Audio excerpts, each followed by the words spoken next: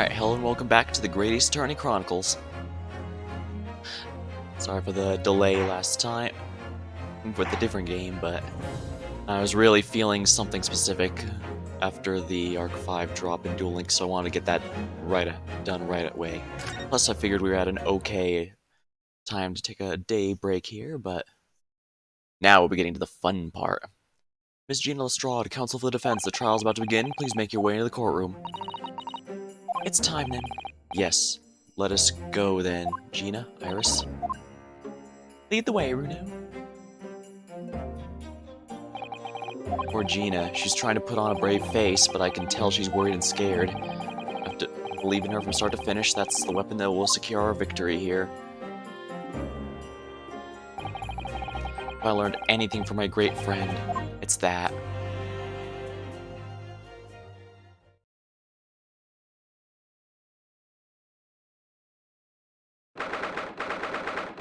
th of April, 10 a.m. The Old Bailey.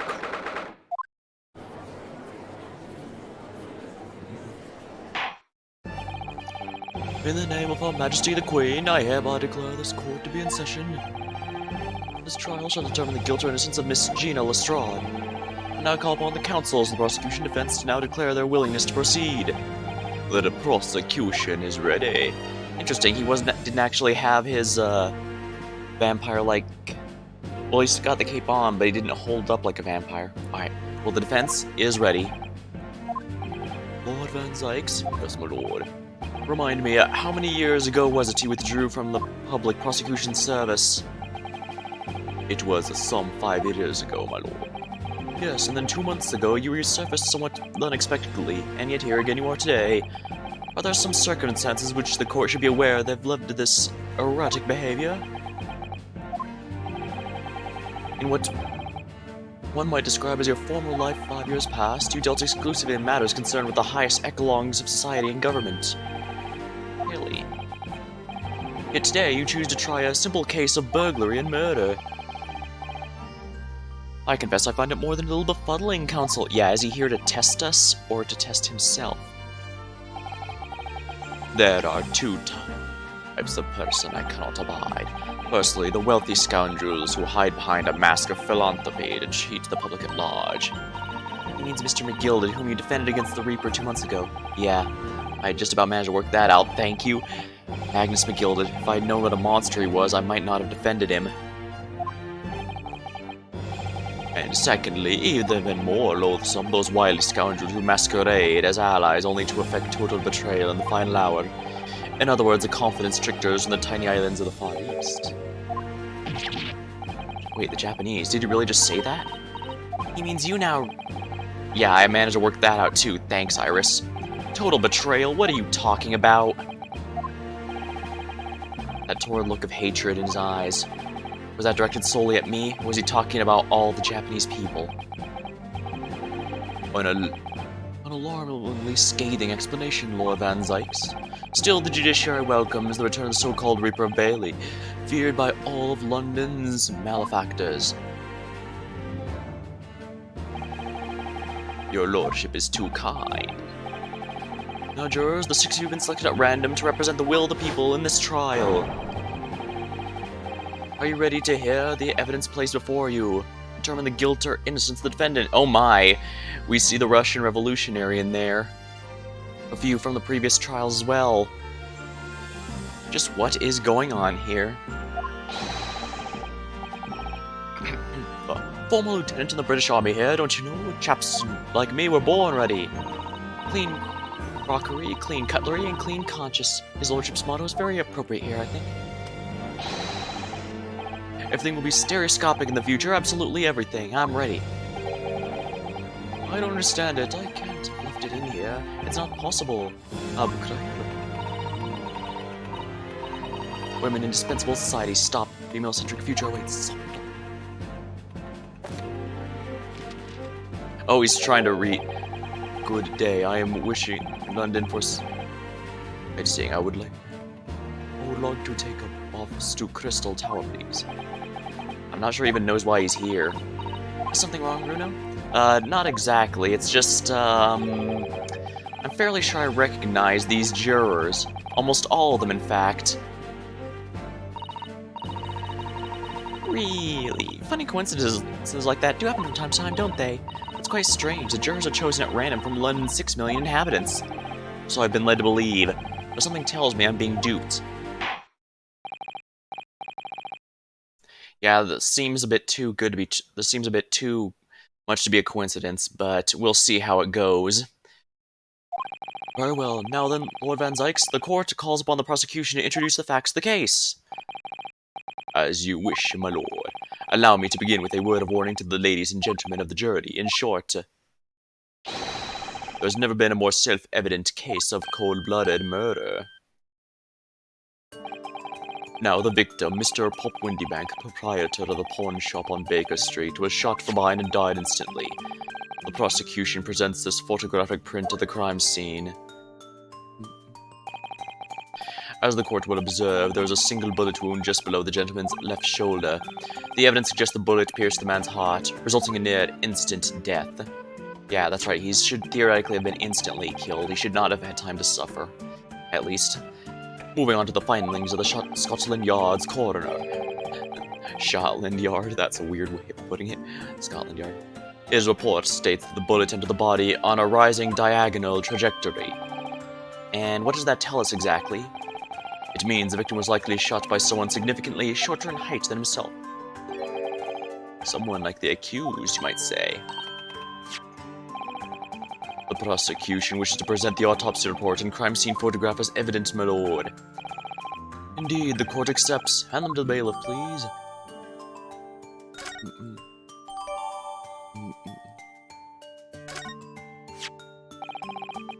I now ask the court to turn its attention plan to the establishment where the incident occurred. I will in a moment, but for the moment I wish to look at the autopsy report here. Let's see here. Pop Windybank was the victim at time of death around 1 to 1:30 a.m. And we have a general idea of the time. It was around 1:12 when we heard the gunshot, I believe. Reporting party, Rhinosuke Naruhodo. Under normal circumstances, they would not allow probably not allow Rhinosuke to defend this case since he's technically too connected to it, but, well, he's the one. Well, given Von Zykes is prosecuting here, it's clear that no one else would bother, so this is the only one we have a chance of. Postmortem findings, single bullet wound, no other signs of trauma, instant death from a posterior anterior bullet wound to the heart.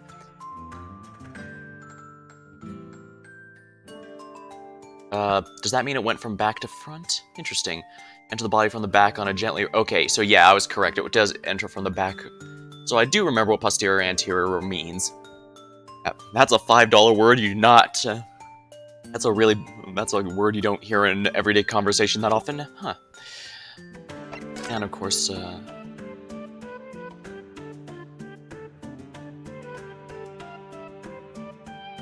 that's probably just a streak of the light. I doubt it's a bit discolored. Yeah, but I doubt it's entirely the case, but this is.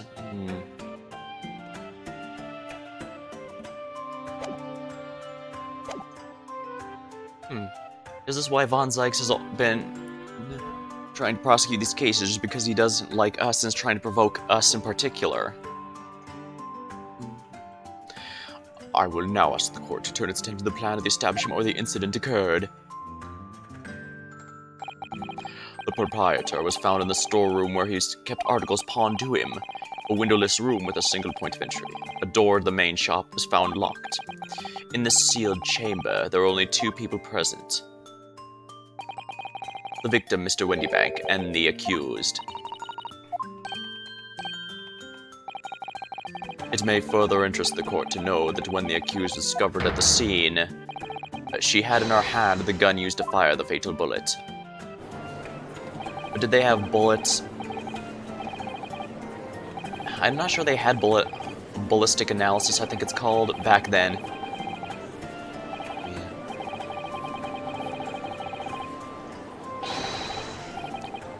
Objection! We can't jump to conclusions here. We must assume her guilt just because of what she has to survive. And a lot of people pretty much bad-mouthing her entirely because she's from the slums. My learned friend, it is you who mustn't jump to conclusions. The prosecution has barely begun presenting its case. Conveniently, this appalling act of murder did not go unobserved. There were witnesses. Good gracious!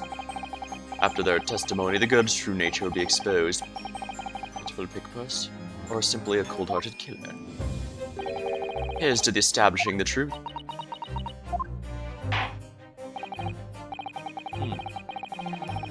The court will take the floor plan and the firearm into evidence. Hand them to the bailiff, please, Lord Van Zykes. At once, my lord. Crime scene floor plan. Windy Bank's gun. There's signs of a single discharge. Alright, this isn't good. I feel like the mood in here has turned very gloomy all of a sudden, Runo.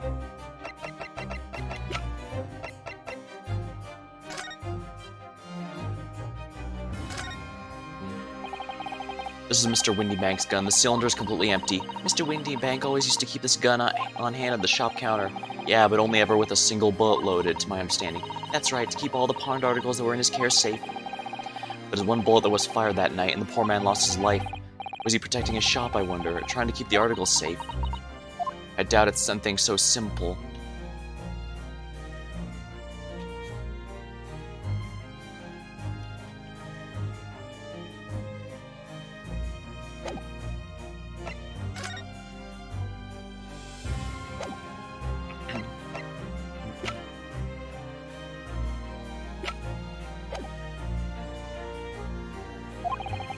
I think that's because it has. And so he takes off his cape, ready to bring his full power. Let us begin. Bring forth the witnesses to the foul murder of Mr. Pop Windybank on the 16th of April this year.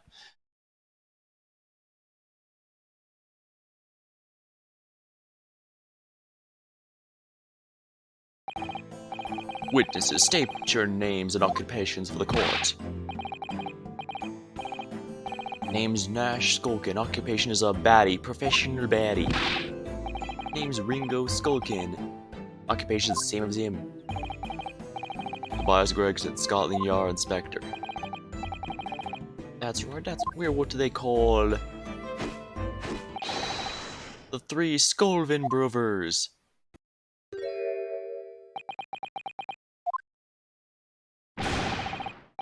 What are you looking at me for? Don't let me in with you lot. Oh, God blimey, that's gold. Don't you know what we're going through? It's our older bruv, lost contact with him we have. We're scouting every shady corner of the capital. Then last night we came across you. Very spit of the bloke, isn't that right, Ringo? He is, Nash, he is. Very spit. We decided then what we's gonna do. We're gonna call ya Big Bruv Skulky. Come on, leave it out, you two. Skulky Skulkin, and that's before he ran out of chips. Well then, Inspector Skulky Gregson, begging your pardon, my lord, but the name's Tobias. What I would like to know, Inspector, is what are you doing in the witness stand? The Skulkin brothers are currently under arrest, my lord, on suspicion of theft. Thieves, are they, these three? No, my lord, begging my pardon, but please don't lump me in with this lot. 2 nights ago, the two brothers illegally entered the establishment with intent to burgle, and in the course of their nefarious activities, they become embroiled in a far more sinister crime. By Jove, you mean to say, what an extraordinary coincidence. Indeed, my lord. While attempting to burglarize the pawnbrokery, they witnessed its proprietor's murder.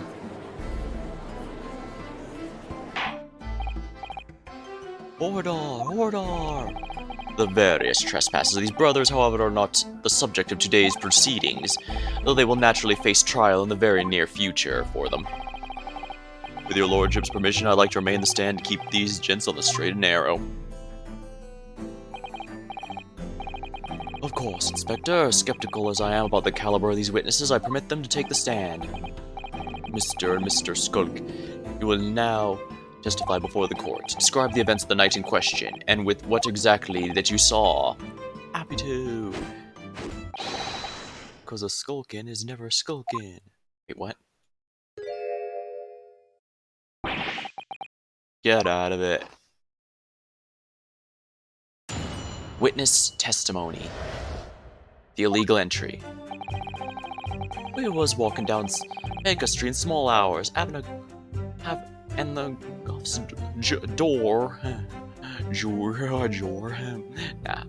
door was ajar, see?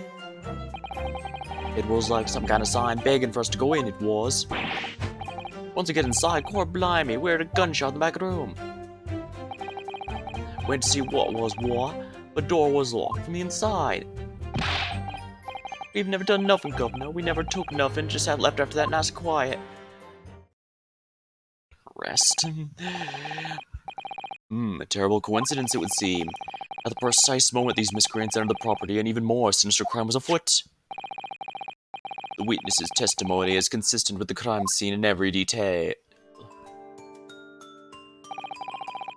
The door providing access to the storeroom from the main shop was indeed locked from the inside, and within only the victim and the accused were found. I must say, it does appear to be an overwhelmingly simple case. Still, the defense may cross-examine the witnesses now, of course. Counsel, if you please. Counsel? Yes. What's the matter, Runo? Sorry, I was just stunned to silence for a minute by the blatant lies being told by that pair on the stand. I know that it's all nonsense because I saw it with my own eyes. I'll just have to expose their testimony for the pack of lies that it is.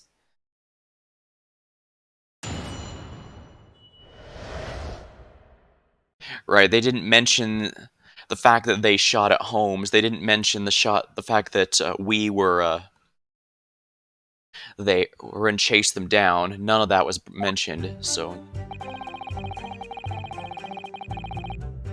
Hold it! Alright. So, the front door of the Windy Banks was ajar, you say. What time of night was this?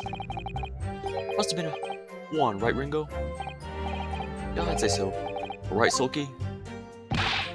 How would I know? The place would have been shut at 1 in the morning, just like every other shop in town. Well, it was pitch black inside, it's true. Ain't that right, Ringo? I'm not so sure, Nash. I remember a little light burned inside. What about you, Skulky? Leave me alone. There definitely was a small lamp burning inside. That's what alerted us to the situation in the first place. And when these gentlemen ventured into the open establishment, the accused, Miss Gina, already had the muzzle of her gun trailing the unfortunate victim. Yeah, that's absolutely pure conjecture, Von Zykes. Perhaps. But it changes nothing. These brothers inadvertently wandered into the middle of a cold-blooded murder, simply because they found the door of the victim's establishment open and ventured inside. Right, that's what happened. It was like some kind of sign begging for us to go in, it was. Hold it! Alright, and what were you trying to suggest here? That you had to go in? Well, wars mysterious ways, they say, don't they, Ringo? They do, Nash, they do. Must have been some sort of providence, I reckon. God's will often presents itself as the whim of thieves, does it? Oh, what no whim, I'm dead sure of that. It weren't, Nash, it weren't, like we said at the time. You don't just find doors open in the middle of the night like that.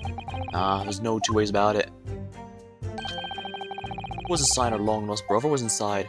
They're not very good liars, are they? Well, you can't deny it. Led us to a bloke. What, just looked just like our bro? I said, cut it out. Those chips are getting a chomping today. What's it got inside? Poor blimey, we heard a gunshot from the back room. Hold it! Now, a gunshot, you say, just the one, and you're sure about that? Yeah, just the one, Governor. I can swear to that. It was Nash, ain't that right, Bob? The firearm used belonged to the victim himself. Yeah, Mr. Windy Banks always used to leave his gun lying around on the counter. Right, I remember. When we examined it, we found the revolver was completely out of rounds. That makes sense. Mr. Windy Banks always used to say he only ever keeps a single bullet loaded. That's true. I remember him saying that as well. The fact that repeating it so much means it's going to be extremely important to this case. So we can say with considerable certainty that only a single round was discharged from the firearm used as the murder weapon. Yes, my lord, we can. And I should remind the court, the firearm in question was discovered in the hand of the accused. Oh, wonderful. I want to see what was what, but the door was locked from the inside. Do you mean the door between the main shop and the storeroom? My learned friend is having difficulty grasping the situation. Perhaps a drawing would help. Excluding the shop's entrance from the street, there is only one other door, that of the storeroom. Of course, there was only a little one, or not so close by. One door was hidden, on a curtain and all. That's right, it was hidden behind a curtain. When we arrived, the door was mostly obscured by the curtain. Tell me, why exactly did you try to open that door? Eh? Any normal petty thief would probably run at the sound of a gunshot, I would think. Oh, well, your turn to Rabbit Ringo. Well, nah, sure. Yeah, I suppose you'd say we ain't normal, huh? Broadly speaking, humans respond in one of two ways when hearing a gunshot or scream. Timid flee, gripped by fear, while the courageous investigate to see if they might help. These gentlemen are of the latter inclination. My learned friend, it would seem, is of the former. Alright, somehow I just proved that I was a coward that night. Alright, thank you, counsels. I believe we all understand the door was locked and could not be opened. Proceed, witnesses. We've never done nothing. We never took nothing. We just left nice and quiet. Hold it!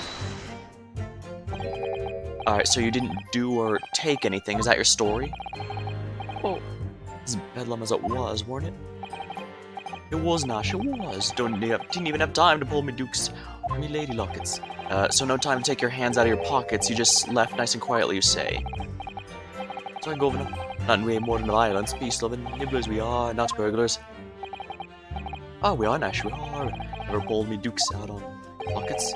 Alright, so you clearly like us to believe. Come again. As you fled from the pawnbrokers that night, did you not run into anyone else? And did you not fire a gun at that person? Saints alive, they fired a gun, you say? Ah. Blimey, governor.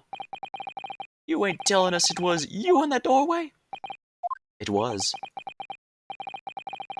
Where the bleeding Nora? Why didn't you mention that before? You were armed with a gun, and as you fled the scene, you fired that gun at London's greatest detective, Sherlock Sholmes. They shot Mr. Sholmes? I did hear that, actually. There's a rumor he'd been rushed to the hospital. It's beyond the pale. On the night in question, this pair were arrested by the police within minutes of the discovery of the crime scene. Their suspicious countenance rapidly gave them away.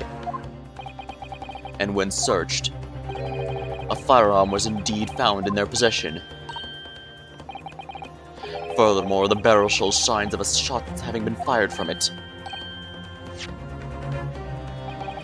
The prosecution invites his lordship to examine the firearm recovered from these brothers. Yes, indeed. Remnants of powder around the muzzle.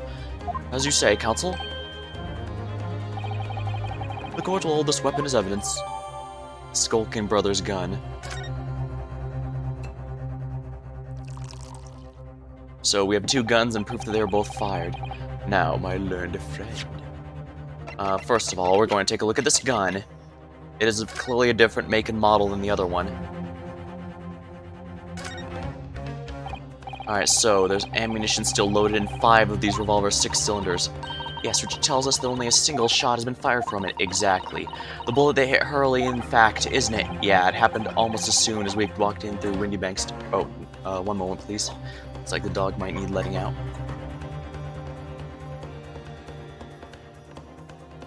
Alright, just drinking the water for the moment, so I can do this a bit longer, but...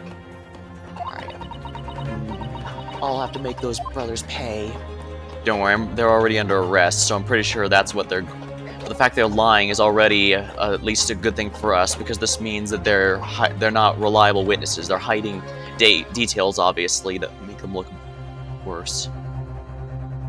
Alright, give me just a moment, please.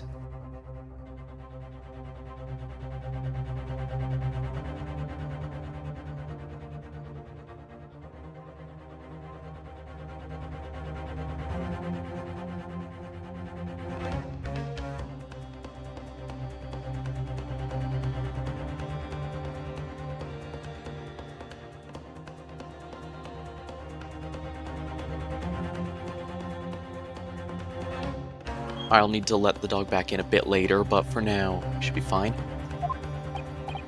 Yes. Yes, Von Zykes? Here's to successfully presenting the evidence.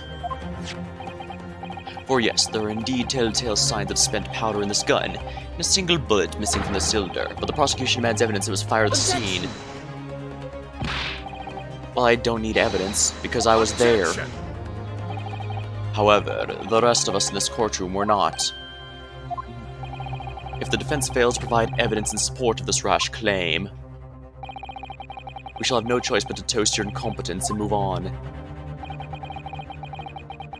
Evidence that these two fired the gun before they left Windy Banks that night. The court demands that all claims are affirmed with clear proof. What evidence shows that these witnesses unloaded a firearm in the shop that night?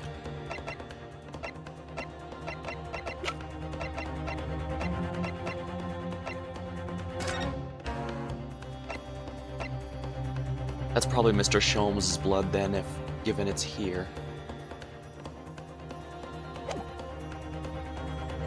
Take that! The evidence is in this portfolio. What on earth do you have there, counsel? During the course of our investigation, we discovered a number of blood stains. I'm not trusting the police do their job they're trained to do. How arrogantly Japanese of you. Oh my, maybe. Well, I suppose for the time frame in which this game takes place, that might not be an unusual feeling in Britain. After all, while the British Empire was opening their doors a lot more.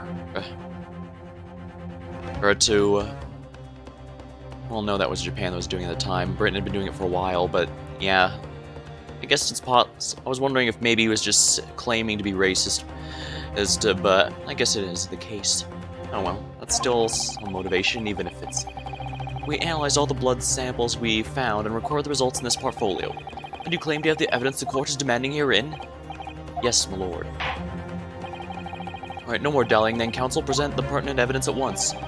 What do you have in your portfolio that proves these witnesses unloaded a firearm at the scene? Take that! Oh, what does that explain? It's a photographic print taken at Windy Banks pawnbroker the day of the incident. From the scene of the crime, is it? Is that a bullet hole? If my eyes do not deceive me, it appears the bolt is still lodged in there. Yes, as your lordship noticed, the bullet pierced Mr. Windy Banks' calendar. The date shown being the 16th of April, the very day of the pawnbroker's death. The incident occurred 1 after midnight, but that indicates the separate shot had been fired sometime after the calendars had been set. That's right, and while it is irrefutable, the defense believes the credible evidence the witnesses did fire a round from their gun on the pawnbrokers that night.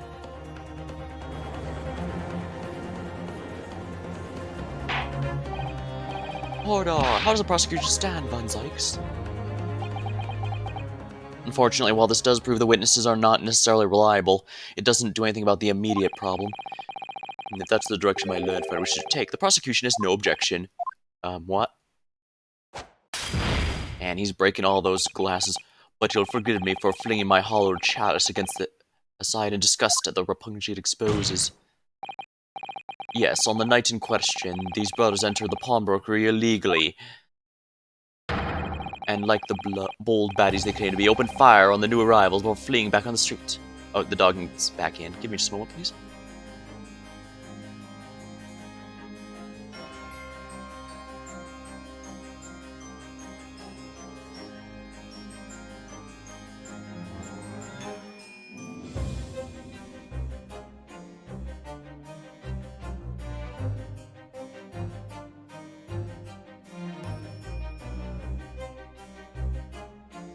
Alright, there we go. Should be an easy time to get back in now.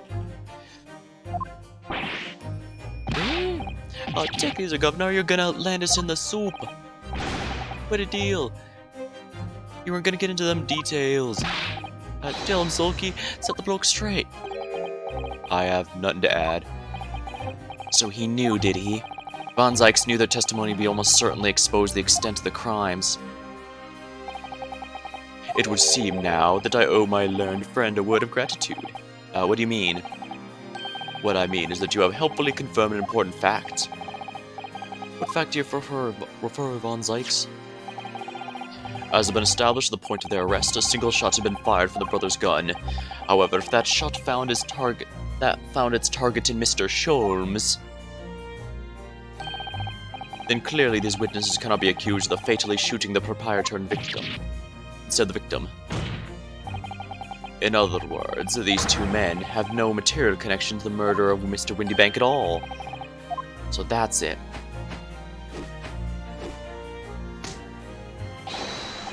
That's it, we didn't have nothing to do with it. We didn't, Nash, we didn't. That's what I reckon. Their crimes include lawful entry, intent to steal, perjury, and let us not forget attempted murder. Quite a catalog, eh, fellas? Oh, win for it now, bro. Now then, let us take a moment to consider the aforementioned great detective, Mr. Herlock Sholmes. It would seem the man is the pawnbrokers in question somewhat regularly. Where's he going with this? Mr. Sholmes appears to take pleasure in tinkering with the eccentric machinery. Eccentric, says who? Not me, don't give me that look. He installed a pair of machines like this one in the victim's shop. That's one of Hurley's red-handed recorders. What is that, counsel? There's the appearance of a photographic contraption. As your lordship has surmised, it's indeed a camera attached to a small timing device. Every half an hour, it automatically photographs the interior of the establishment. The idea being that if a thief were to break into the shop, he could be caught red-handed. Prosecution has obtained photographs created by the device in the night in question.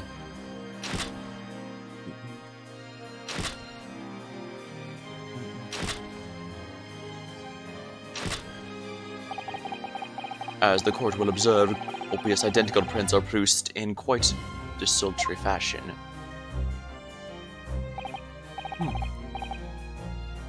Rather prodigal, I feel. In fact, there are two such devices in the victim's shop, my lord. Shop. If I may refer to the plan of the premises, their respective positions are here. Yeah, they wouldn't let me examine them in the... Yeah, since I could basically only examine from here, I can only go here and here. It wouldn't let me examine the cameras for any reason. You say these cameras are to produce a print every half hour. I'm afraid I fail to see how that would help if the anticipated thief conducted the activities in one of the many 30-minute intervals. One can only pray the would-be criminal lingers, my lord. On the night in question, the witnesses currently on the stand were not caught on camera. Oh, it's a bit of friar talking, bruv. Lady Luck loves a skulking. Witnesses, at what time did your trespassing begin? Must have been just after 1, right, bruv? Must have been, Nash, must have been. Yeah, I just got one. In which case, minutes before these brothers entered the establishment, what scene might we expect to see within the shop? Let us examine the evidence. Oh goodness, it's the defendant! It's Gina Lestrade. Yeah, this is why they wouldn't let me examine that. This is some very difficult evidence to deal with, as the court can clearly see. The accused is pictured, gun in hand, facing the victim over the shop counter, no doubt coercing the proprietor to open the door of the storeroom. Quite, one can too easily imagine the offense unfolded. The court will take this photographic print of evidence, if you please, counsel.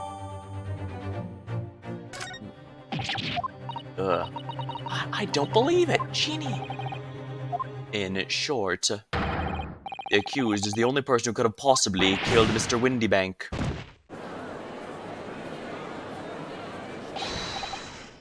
I say, my lord.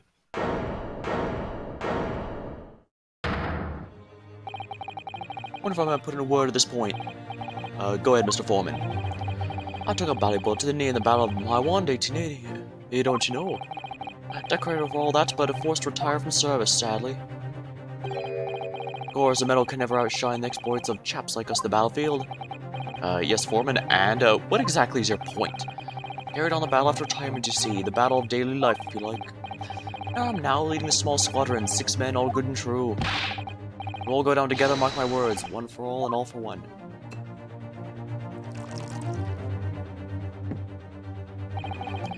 The ladies and gentlemen of the jury have reached agreement, have they? Is that what we are to understand?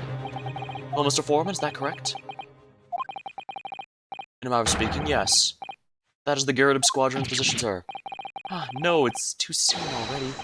That's a report for the men, on the double. His lordship insists on promptitude at all times, and that goes for making decisions as well. Think of on the truth as clear as day. I could reach out and touch it. I wouldn't have left it in there, I just wouldn't. Wait, you mean to tell me that forgetful man's a surgeon? But honestly, I can't remember.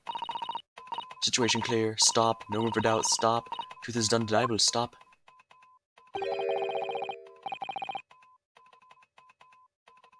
I'd have better, sir. For brothers, they are unlucky. Crab, my vampire-esque one and the Russian one are kind of crossing over. I need to try and make them a bit more different. I'll now call upon each member of the jury to state his or her leaning on the matter. Announcer confirms.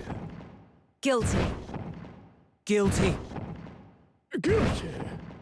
Guilty. Guilty.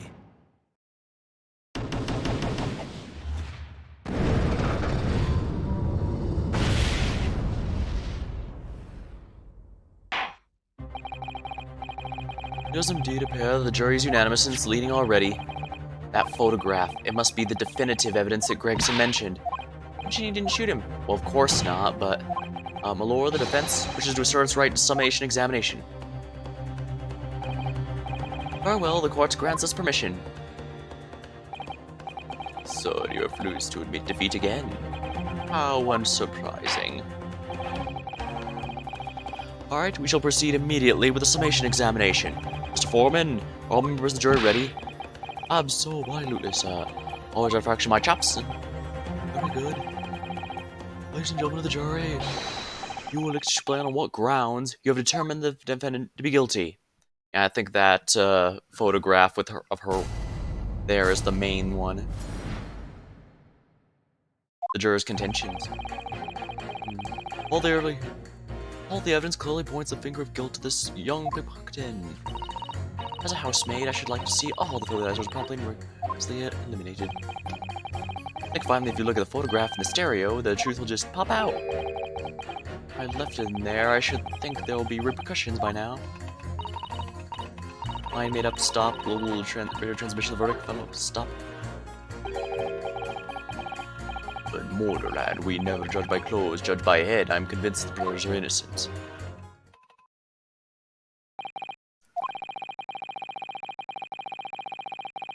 The circumstance of the crime and evidence do seem to implicate the defendant rather comprehensively. The storeroom locked by the inside, in which the victim and the accused were discovered alone, and in the accused's hand the fatal revolver, the firing of which was heard by these witnesses. Not to mention this print. Yeah, this print is the main issue in question here. Take from a chap who's seen action on the battlefield, that young girl's on the verge of pulling a ball trigger. Thanks a lot, Mr. Sholmes.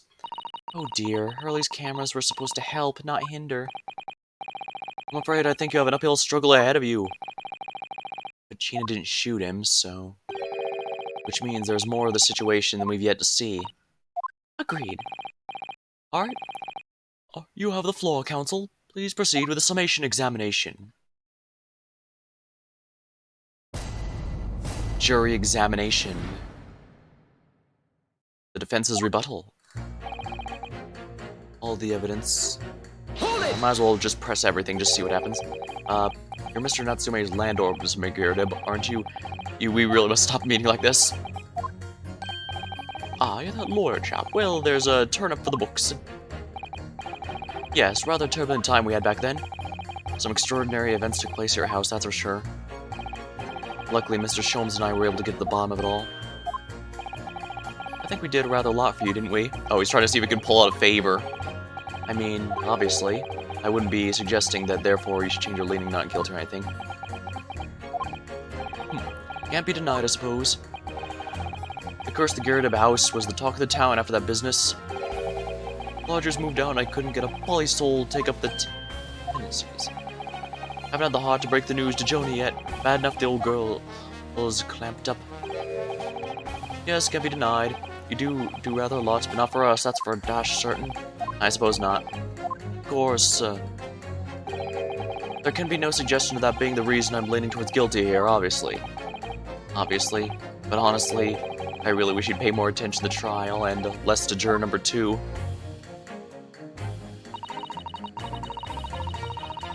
I rigorously... Well, at least the good news is he does confirm that he's not leaning guilty because of a grudge or anything. As long as he's not against changing his stance, if we can disprove that evidence, or at least prove it's not as decisive as it seems. Polishing the bench, I see, again. A maid's work is never done. Not a blemish must remain. What exactly do you mean by filthy eyesores? On my way to market for his lordship, I have to pass through the East End.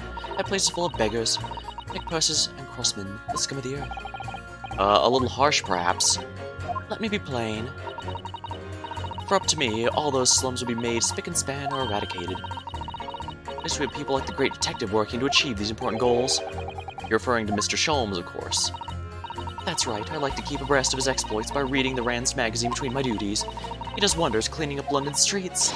In my opinion, he should be declared an honorary maid of the capital. Mr. Sholmes, a maid?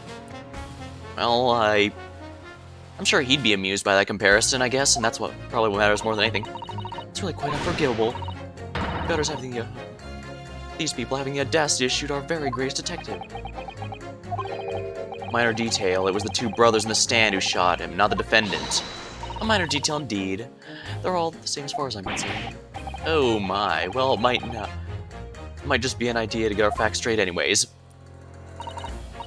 Yes, alright. I shall amend my statement. That's gonna be important.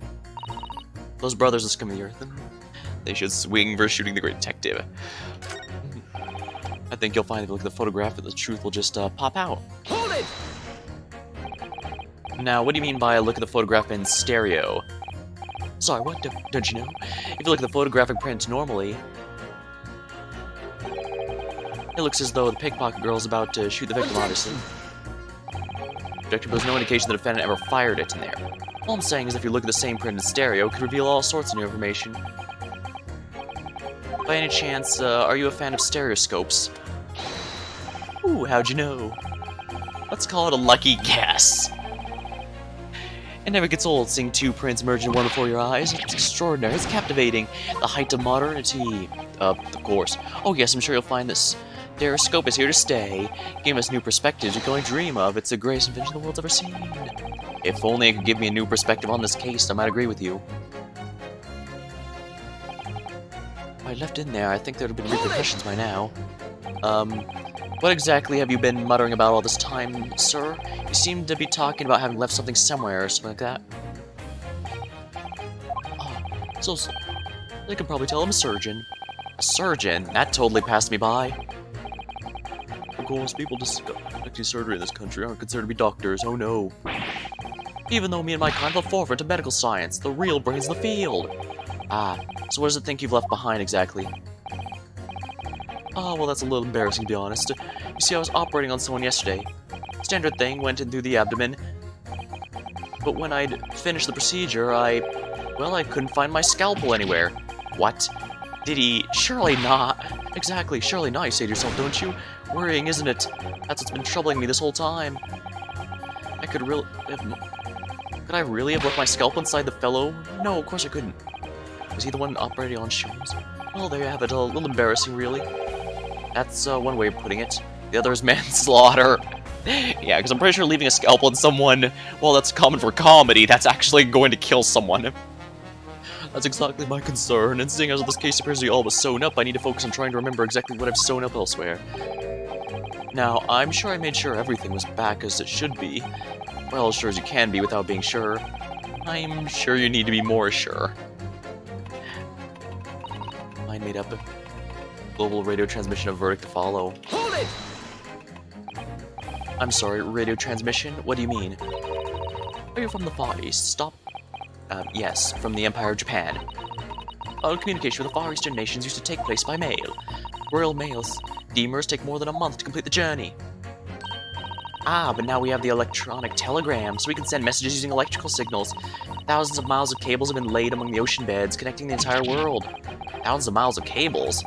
On the ocean bed? That makes my head hurt just thinking about it. You're well informed, young lady. But the cables soon become a thing of the past. Stop. And just when I was starting to catch up. Radio transmissions of the future. Stop. Messages carried on the airwaves from four corners of the globe. Exciting. Stop. Atmosphere electric. Stop. Right. Try not to wear out your fingers. Error of wireless telegraphy. Stop. Driving technical revolution. Stop. And people say inventions like the Stereoscope are the high technology, but I can't understand it. I really can't. They're just silly toys. Oh, he didn't like that. Excuse me. Excuse me. Juror number 3. Sorry to interrupt when you're obviously fuming, but, what? Did you perhaps have something to say about juror number 5's last remark? As if I couldn't guess. Oh, you bet I do. Say that again. Go on. I dare you. Goodness, are you talking to me? I think you just might be, yes. You think Stereoscope is just toys, do you, huh?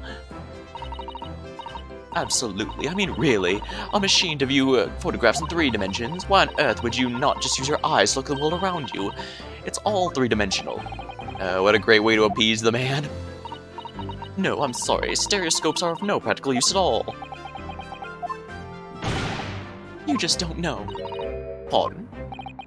I think you'll find that viewing a photograph through a stereoscope can unlock all sorts of possibilities.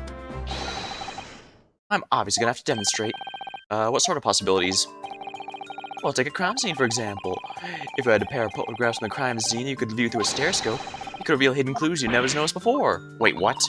Have you got any, Reno? Any prints we could look at with a stereoscope? Absolutely. How about this one here? Should do the trick, I think. Take that! Alright, then juror number 3. Are you saying you can do this with any 2 suitable photographic prints? Of course I can. Very well, then I'd like you to demonstrate. I'd be delighted to. Just give me one more print and I'll amaze you all.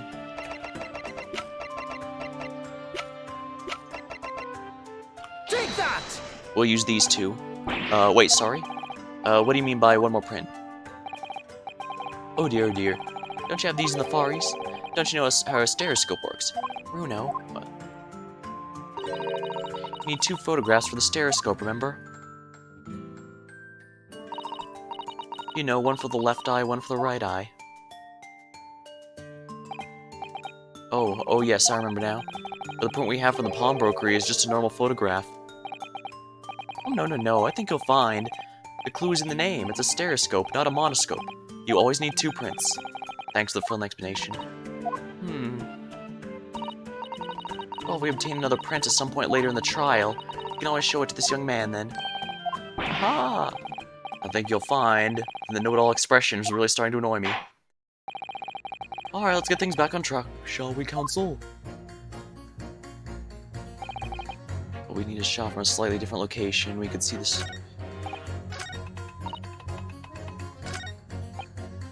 Hold it! Let's ask our friend here. Please tell me you're not Violent Bolshevik, the Russian revolutionary. Revolutionary? I believe there is such a rumor. It's just a rumor. As you see, I have unfortunate appearance. I look like vicious criminal. Your words, not mine. I just want to point that out. People call me revolutionary, murderer, autocrat. And which glove fits? Good day, I am visiting London for sightseeing. I would like to take +2 Crystal Tower, please. Right, that didn't sound staged at all. You'll forgive me for having my doubts. You'll be treated like vicious criminal all the time. It is very painful. People do not realize it. So much sympathy for these brothers. People say they're criminals because of how they look. The Skulkin brothers? Ah, maybe they went inside the pawnbroker's shop. They've done nothing wrong. That is all I want to say. Did nothing wrong that night. Alright, well, first of all, that's one not-so-little misunderstanding I'll need to clear up straight away. Tell me something, Iris. Oh, what is it, Runo? The jurors are chosen at random from the inhabitants of London, correct? London town, correct? Yes, it's amazing, isn't it? In that case, how is it that there's a Russian tourist sitting among them?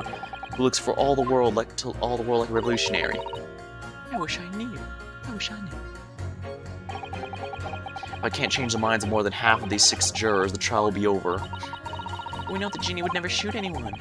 Yes, we need to find contradiction in what these jurors are saying and pit them against each other.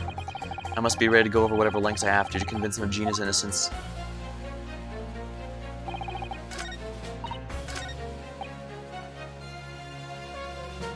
Hold it! Can it really show up new clues, though? Don't know unless you try. How about this print here?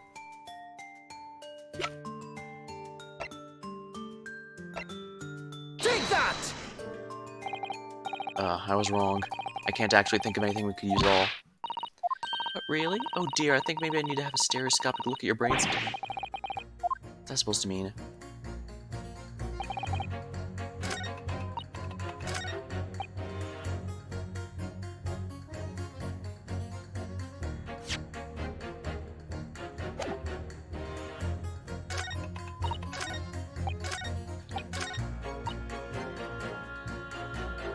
Alright, we're gonna have to pit these two against each other. Objection! Alright. These two statements clearly contradict each other. Oh, counsel, explain yourself. Oh my statement? A contradictory? Contradict, C-O-N. Juror number 6, you've got the wrong end of the stick. I do not have stick, I have mouse. As juror number 2 stated earlier, when the Skulkin brothers fled the scene of the night in question, they fired a shot from their revolver. Yes, they shot poor Mr. Sholmes in the abdomen, I understand. Surely you're not going to tell the court now that you didn't hear that. Abdomen. A, B, D. Sir? Sorry, my English still learning. You are telling the court you didn't hear then? Forgive me, I did not hear. Here's word abdomen. Part of a person's body containing stomach and other vital organs. Oh, if this is what you mean, you should say in plain English. I am Russian, not a native speaker. We thought it was a good idea to put this man on the jury again. So, you're telling me these brothers who look like criminals were lying? They said before we never done nothing, but truth is, they shot detective. That is double negative. Yes, that's exactly correct. Oh, that poor mouse. Lying is wrong, especially when lies said by a person who looks like criminal. Coming from you, that, seems surprisingly precious. This means, when they said we never took nothing, maybe it was also a big fat lie. Is this true? Well, according to the police report, no stolen goods were found, so... Enough, I trust no one now. It's not the mouse's fault, though, sir. I must see with my own eyes. I must investigate crime scene myself. I'm afraid that won't be... Yes, it is, Runo, easily. I'm sorry. With the prints from the red-handed recorder. If we compare the print to that picture, Genie, and the next print from half an hour later, you'll be able to see straight away if anything was taken or not. Ooh, Mr. Prosecutor. Tut, calling on the prosecution in the middle of a summation examination of all times. The print showing the accused threatening the victim after she broke in the shop is this one. Following this, the victim and the accused move into the storeroom. Meanwhile, the Skulkin brothers entered the shop and summarily heard the fatal gunshot. Sadly, none of these evidence were captured on film. This is the print produced by the camera half an hour later after the brothers' flight. So this was taken after Hurley was shot, then. As far as I can tell. Nothing has been taken. That does seem to be the case, but I can't notice anything that's obviously missing in the second print. So, the brothers who look at criminals told like one lie. They shot man, but they stole nothing. Well, it would seem so, at least with the current evidence. Alright, good. No, not good. You were right, I did not understand the situation. Now I know brothers have lied. I think it's very important we could try it.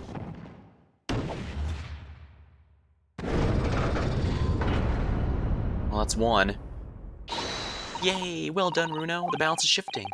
Well, it's a start, I suppose. There must be more in what these jurors are saying than I can use to expose the truth. If I can do that, we might turn the situation in our favor still. Thank you, Consul. We'll continue with the summation examination.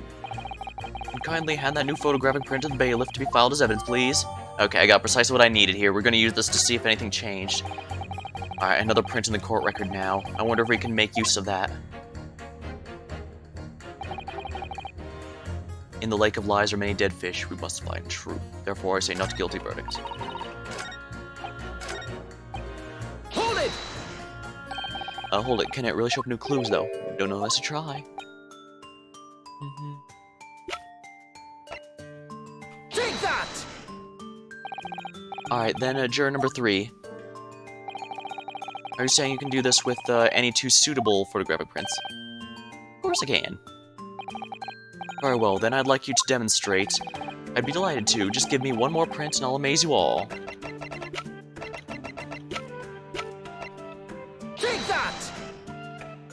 These should be functionally identical, so if anything changes, we should be able to see something. Alright, these 2 prints were both taken with the same camera in windy banks on the night in question. Yes, I see. Tell me, Mr. Lawyer. Do you know how stereographic images work? Do you understand the principle? Well, I think so. I did have a lesson only yesterday. The left and right eye images need to be the same, only with a slight shift in the position of some objects.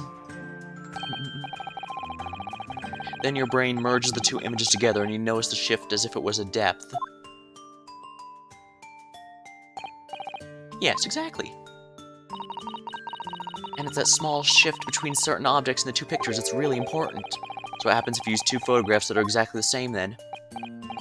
Oh no, obviously that wouldn't work at all. Not for seeing the scene 3-dimensionally anyway. Oh, of course, now I see. Ah, I think the young girl's discovered a secret. I have. Can you uncross your eyes before you tell me? I haven't had a look at these from Hurley's camera. Go on.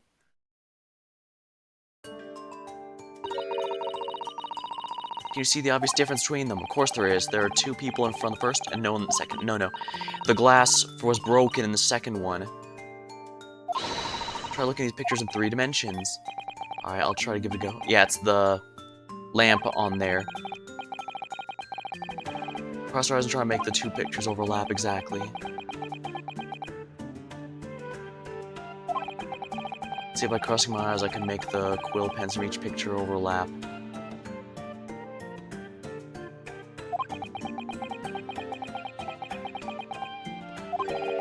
Wait. Well, did you manage to see it properly? Yeah, I saw it. Ah! What's going on with these 2 pictures? Some of the things in the counter sort of jump out at you. Everyone's got their eyes. Oh, he's using the Stereoscope. Yes, that's it, you see? That's the other amazing power of Stereoscopes. What other amazing power? Is someone gonna explain this, black magic? Why the deuce do some of the things on the counter seem to jump out at you like that? I think you'll find that if you consider the basic principle of the Stereoscope, you'll answer your own question. Basic principles of the Stereoscope? As I said before, if you try to look at 2 identical pictures using a Stereoscope, it won't work at all. It's a slight shift that certain objects lets you see pictures 3-dimensionally. In other words,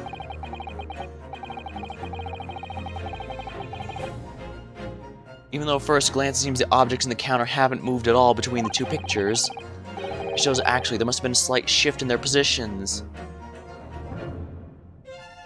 Ah, yeah, you can see it from the... Yeah, look at the skull. How can I explain this with my mouse disabled? Yeah, it must have been. Yeah, if you look at the skull and look down, the piece of paper split them. Yes, there must have been. Now hold the fire there, sir. I got a reasonable grasp of the whole cross-eyed business now, I'd say. Why the devil does this shift between the 2 prints exist in the first place? Well, what's the answer, fellow? Come on, you're the cross-eyed master. Or what, me? I haven't the first idea. You know, Runo, it's quite simple. It means the items have been moved in some fashion. Just think of it through step by step. The first photograph, it was taken at 1.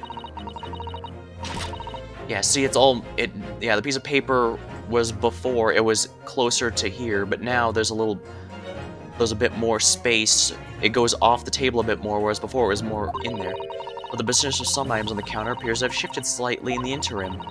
So that means That means that sometime in the half-hour interval, someone must have tampered with the things on the counter. Zookers! Someone tampered? No information. Stop. No one mentioned the testimony so far. Stop. Yes. We've had to go around in circles a little here, it seems. But I'm starting to see what I should be aiming at in the summation examination now. Ladies and gentlemen, the question now is clear. We know the items on the countertop were moved, but by whom? Are you suggesting you might know? Tell right now is responsible for the almost imperceptible shift in the item of the counter.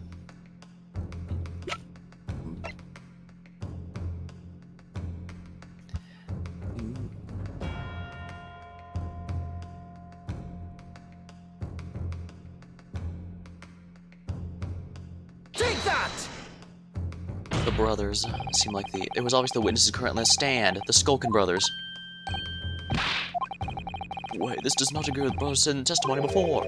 They said they didn't even have time to pull dukes from Lady Lockets. My phrasebook says dukes meaning hands and Lady Lockets means pockets. But this is another lie.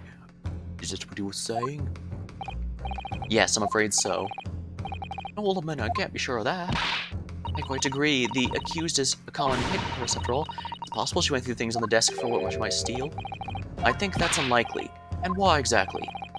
As you can see from this photographic print, the defendant was pointing a gun at the victim. It seems, as my learned friend has indicated, that she was coercing Mr. Windybank to open the storeroom door. In other words, Miss Lestrade's interests lay within the storeroom, not in the main shop, giving her no reason to touch anything on the counter. All of which points to one thing. The Skulkin brothers have admitted key facts in their testimony. But the accused is a pickpurse. Why look further on the wrongdoer here? Because the Skulkin brothers are thieves, ma'am, no better. In fact, worse than a pickpurse. I believe these brothers were looking for something on the victim's counter that night. Ladies and gentlemen of the jury, who would condemn the defendant on the grounds that she's a pickpocket? Would it not at least be right and proper to thoroughly scrutinize testimony given against her by two thieves? Well said. I, for one, would like to hear more from that shady pair. His head.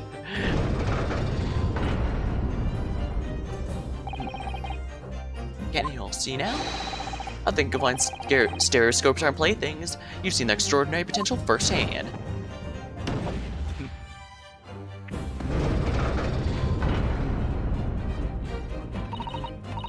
Wholeheartedly agree. Stop.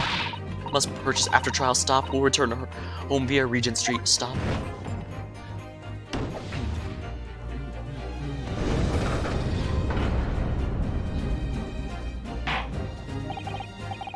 Well, it would seem this trial is yet to run its course.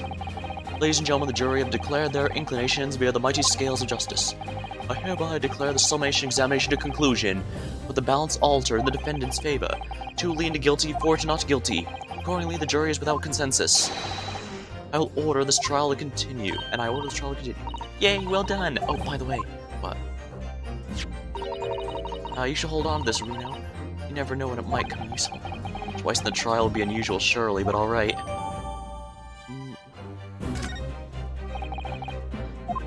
Lord Van Zykes, you will instruct the witnesses. The court demands additional testimony.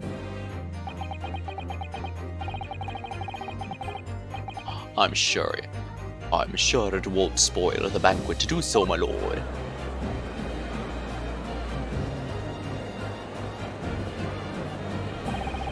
I won myself another chance to probe that pair about their activities that night, at least, and I won't stop probing until I've proven that Gina's innocent.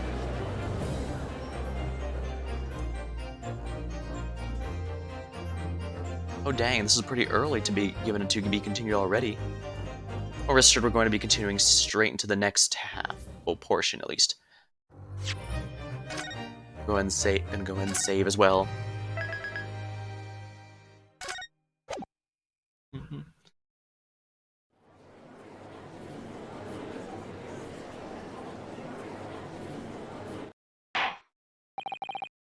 Order, please. Let us resume proceedings. Witnesses, you will now retake the stand.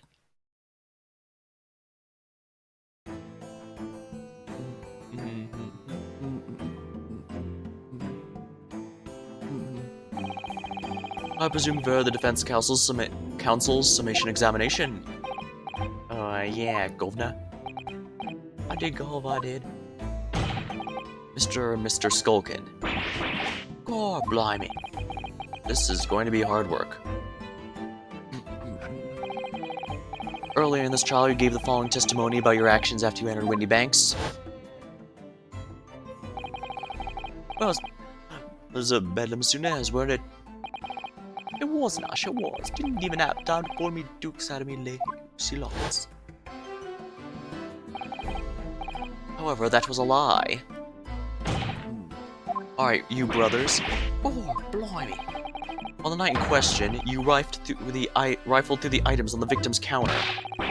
We've done nothing more. How'd you figure that out?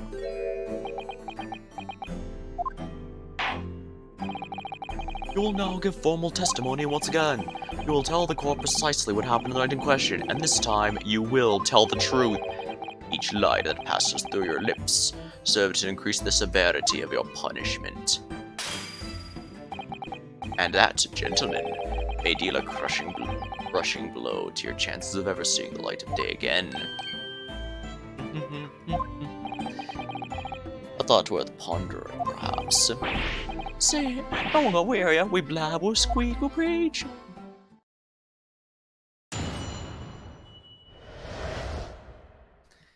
Illegal entry, the whole truth. Alright, we did knock a few things over, but we weren't rifling for nothing. It was when we had a gunshot, see? Made us both jump, all that stuff went flying. Blimey, give me half a fright. We was thinking the shooter to come out the door and get us next. We stuck everything back where we found in Scarp. Urged straight into the black. We couldn't have shot the bomb broker, see? Never even had a chance, did we? Once again, they conveniently omit that fact that... So you admit the defense's accusation. You did indeed ransack Mr. Windybank's countertop in the night in question. Not ransack, Governor, no. That's right, Nash, that's right. It's more like we tidied up, yeah. Sorry. By their own admission, these brothers entered the pawnbrokery under dubious circumstances. However, they panicked and fled upon hearing the gunshot, having first made good their mess.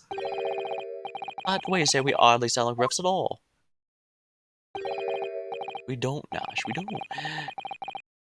Can't he make us sound a bit more, cutthroat? It can't just be a coincidence these men showed up at Windy Banks that night. Yeah, they were after something, and there's more to their testimony than meets the eye. I'm sure of it. Yeah. They're partners in crime for a lot of stuff, so they're unlikely to just, they're unlikely to turn against one another, but this does mean we can catch them when something doesn't make sense. And of course, they still conveniently never mention that they did shoot Mr. Holmes. Oh, we didn't. Oh, few things over. Alright, I need to... Hold it! Alright, we're gonna have to press on everything. If that's the case, so why didn't you testify to that effect in the first place? Well, we ain't exactly squeak clean, are we? We ain't, Nash. We admitted something like that, people would think we're up to no good. I said we can go. We'd only land ourselves in even more trouble. And in fact now, the results of lying in your previous testimony, that's exactly what you've done. Landed yourselves in even more trouble. Ah, well, that's rotten luck. Says the rotten apple eater. Witnesses, explain your actions to the court. Why did you ransack the victim's counter? We never ransacked nothing. Right, Nash, right. More like we tied the place up. Even Von Zykes isn't buying it.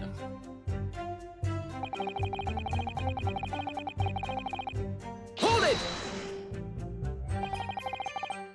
Alright, so what you're saying is... the sound of the gunshot shocked you so much you knocked all those things off the counter?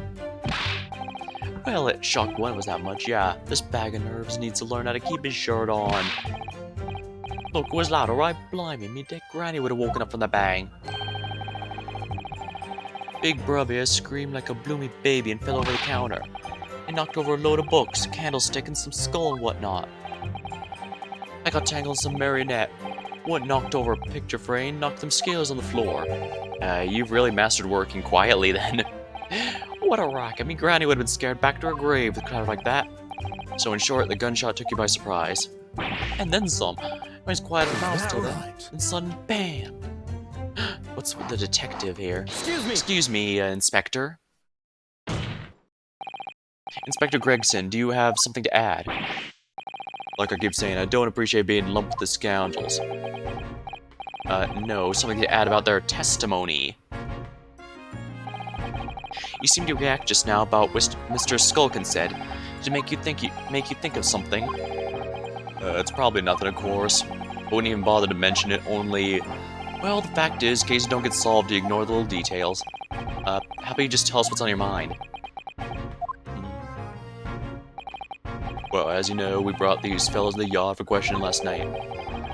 The statement they gave then told a slightly different story to what they're saying now. Did it? You claimed you heard the victim shout something out before the gunshot. Mida. God, Mida. Well, does that ring a bell now that you mention it? Granted, it's only a minor detail, but still.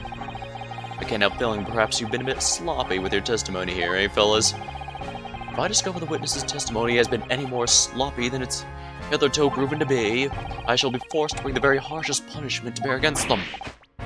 Easy, easy. We'll get it right this time. That's it, yep. It's all come back to me now.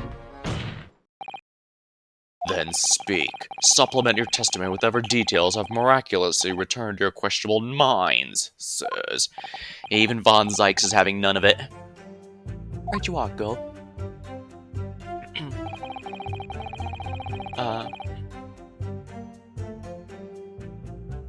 Hold it! Alright. Hold it. Alright. Just before we hear the gunshot, we heard a scream saying, "Give me that gun." So you heard the voice and then the gunshot almost simultaneously? We did go, we did. Although I suppose if you're being honest, weird, kind of a wavering voice before the yell. If you don't want to get shot, give me that gun. Bam. That kind of thing. A career in acting tragically missed. And where were the voices coming from, could you tell? Of course, good. From the other side of that door, behind the counter, it was. From the storeroom, where the victim was found dead. And the voice you heard, it was that of the victim, Mr. Windybank. On me Granny's life, of course it was. On his Granny's life, of course it was. So that would mean that you both knew about Mr. Windybank and the sound of his voice. And that would mean what? Oh, that's actually a pretty good one. Yes, counsel, and it would. No, we didn't know the geezer. Oh, I'm supposed to not. How am I supposed to deny when the bloke and all the fence he clobber's giving us the evil eye? If you value your lives, you will ensure that your testimony is accurate and true. On me Granny's life it is. On his Granny's life, it must be. It's a good job he's dead, then. To summarize, immediately after hearing the voice of the victim, you hear a gunshot, causing you to stumble and upset the victims on the counter, scattering them all over the shop floor. Make it sound like we're clumsy. Well, don't forget we tied up like good little boys, and with the way I see it, bloke that owned the place was holding a gun, so he should have just fired instead of yelling at the girl. You're saying that Mr. Windybank had a gun in his hands? Oh yeah, but there was two waving guns at each other. Must have been pretty heated. I mean, just before he shouted out, we heard the geezer say, "If you don't want to get shot." Didn't really sound like he meant it, mind. More of an empty threat, you could say. Mr. Windybank was known to keep a revolver in his shop at all times. People say that to protect the articles in his keeping, he'd readily put a bullet in someone's head if it required. That someone being himself, of course. Good grief, extraordinary devotion indeed, and if alarmingly misguided. Well, it certainly sounded like he was ready to pull the trigger the other night. Only the person who was gonna shoot beat him to it. Cooked his goose proper. I bet he wished he squeezed the trigger instead of wasting time shouting, "Give me that gun." And it was directly after those words we heard the gunshot. It was more or less at the same time, go. Give me that gun. Kind of thing. Yes, a career in acting very tragically missed. When the sound of someone hit the deck, before everything went dead quiet. After that, we'd done a slapdash job tidying up and the place up. I mean, it didn't give me a fright. Who was thinking when the shooter come out the door and get us next? Hold it! So you didn't try to open the storeroom door then? Oh, not in your life. Went deathly quiet after that. It did? Well, the wind right up against me. But anyway, the door was locked, weren't it? No way it was opening. Yes, of course. It was locked from the inside, or so we've been led to believe. It was from the inside. Right, so we had no way of knowing what was going on in there, did we? Unless there was some other way to get a view of the inside of the storeroom, like through the keyhole or a spy hole, perhaps. Don't ring no bells, don't light no lights. We had to cut and run before we noticed anything like that. We're starting cutting our teeth in this game, but one day... we're really cut the mustard. Please, cut it out. But as we know, behind the door is the victim's lifeless body, and the accused not 2 feet away. Yeah, unfortunately. Gina was in there unconscious with the gun in her hand. To confirm, would it be accurate to say that neither of you set foot inside the store? That's right, Gold, that's right. Couldn't have wanted to. We stuck everything back we found and scampered right into the black. I'll hold it. Yes, we're up on you fired from your own gun at Mr. Herlock Sholmes. Oh, yeah, was a bit, hasty there. We wasn't as. Truth be told, I was all shaking like a leaf when the lot turned up. You're shaking like a leaf, don't put a loaded gun in your hand. Good advice, miss, good advice. Truth be told, me mind went totally blank. Before your mind goes totally blank, make sure you don't have a loaded gun in your hand. Mental note made, miss. After we legged down the street, but apparently we looked dodgy the coppers or something, so they,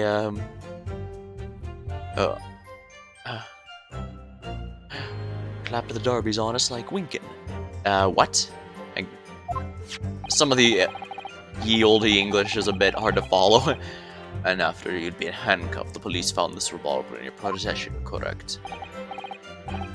Well, yes. But listen, that proves it, doesn't it, eh? You couldn't have shot the pawnbroker, see? We never even had the chance. Hold it! Why should we believe that? What? Well, because it's true, isn't it? The place was totally empty when we went in. At that time, the victim was already in the storeroom, having been forced to open the door by the accused who had the gun to his head. In other words, on the night in question, those two witnesses never even laid eyes on the proprietor of the pawnbrokery, Mr. Windybank. Correct? You got it, mister. Down to a T. So the Skulkin brothers never actually encountered Mr. Windybank. Is that really true, I wonder? That's it? That's the full extent of their testimony? What is it, Runo? You look very fierce. I could pour you some herbal tea if you're tired. Oh, thank you, but I'm fine. Being such a logical thinker, you'll probably laugh. But I feel as though these brothers are still hiding something. Something important. It's nothing more than a feeling, though. I've no proof to support it. Well, feelings can be very logical at times. I'm sorry. People's expressions, the movement of their eyes, the words they chose. You can take all that in your brain and quietly analyze to come up with a feeling like you describe. You can conclude there's something suspicious about this testimony without knowing why, that's all. I think you should trust your instincts. Iris, thank you. Sometimes I think if she's 10 years old, I must be 5.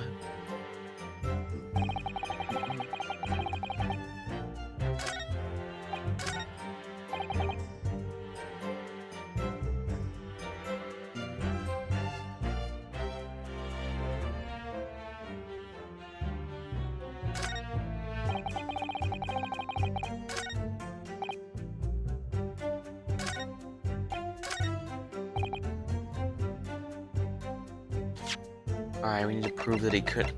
The bloke that owned the place was old and a gun. Objection! Alright. Yeah, he said the person who owned the place had a gun, but we don't see that here. Alright, so you're saying that on the night in question, the victim, Mr. Windybank, was wielding a gun. Is that correct? That's it, Go. You've got the picture. He has, Nash, he has, no question. And yet the photographic evidence from the time of the incident clearly shows that Mr. Whitneybank was not in possession of a firearm of any description.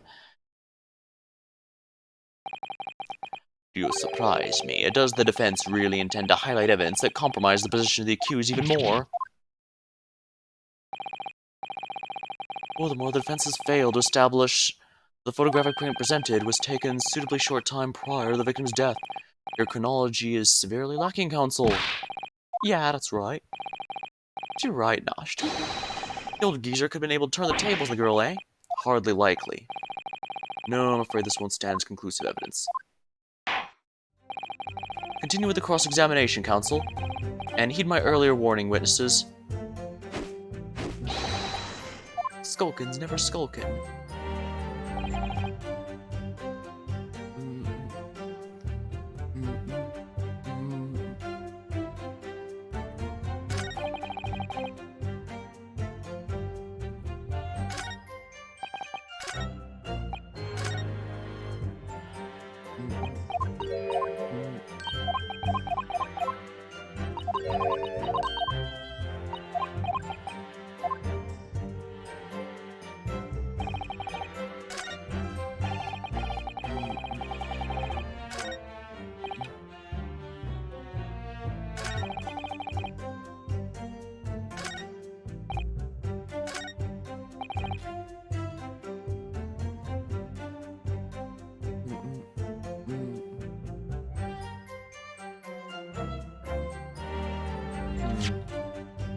We still have the broken lamp here.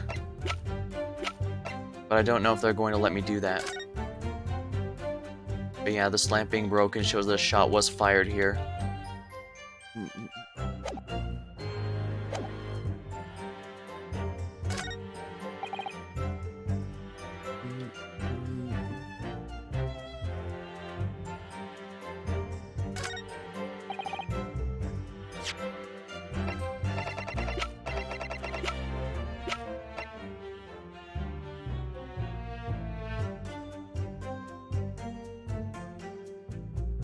Objection! Yeah, this isn't right. The witness's statement is clearly at odds with this piece of evidence. I'm sorry, counsel, but I failed to see the connection. Oh, and for heaven's sake, would you kindly desist from that wide-eyed, panic-stricken and look you're wont to wear? But it's the only panic-stricken look I know.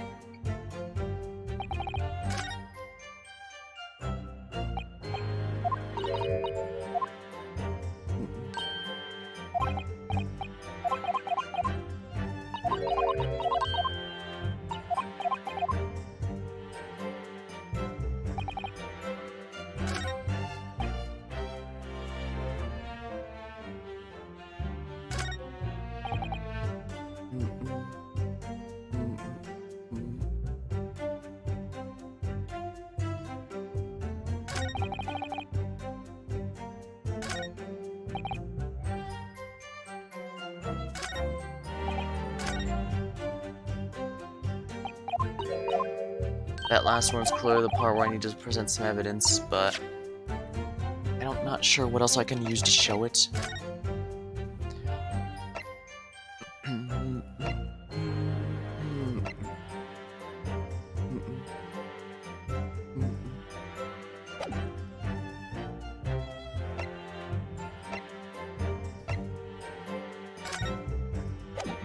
This won't be relevant until a lot later on in the case, I don't think.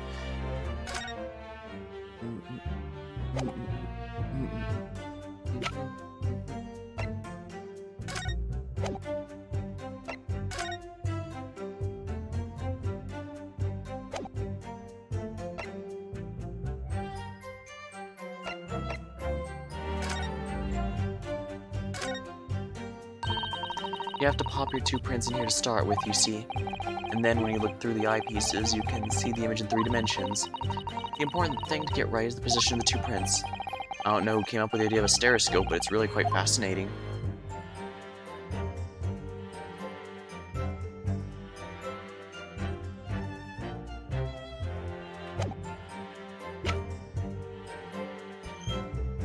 Mm-mm.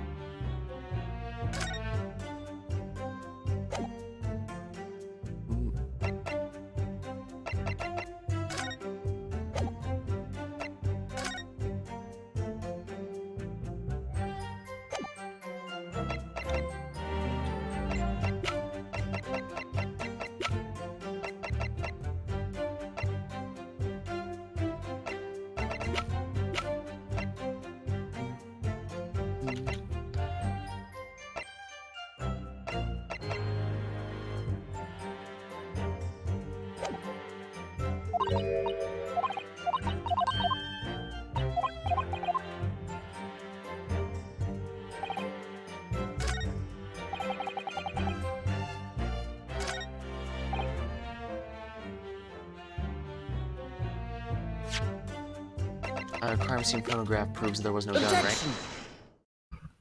Yeah, I guess I just need to think about it a bit more. So you're saying, I guess I was overthinking about it rather. On the night in question, the victim, Mr. Windybank, was wielding a gun, is that correct? That's you got the picture.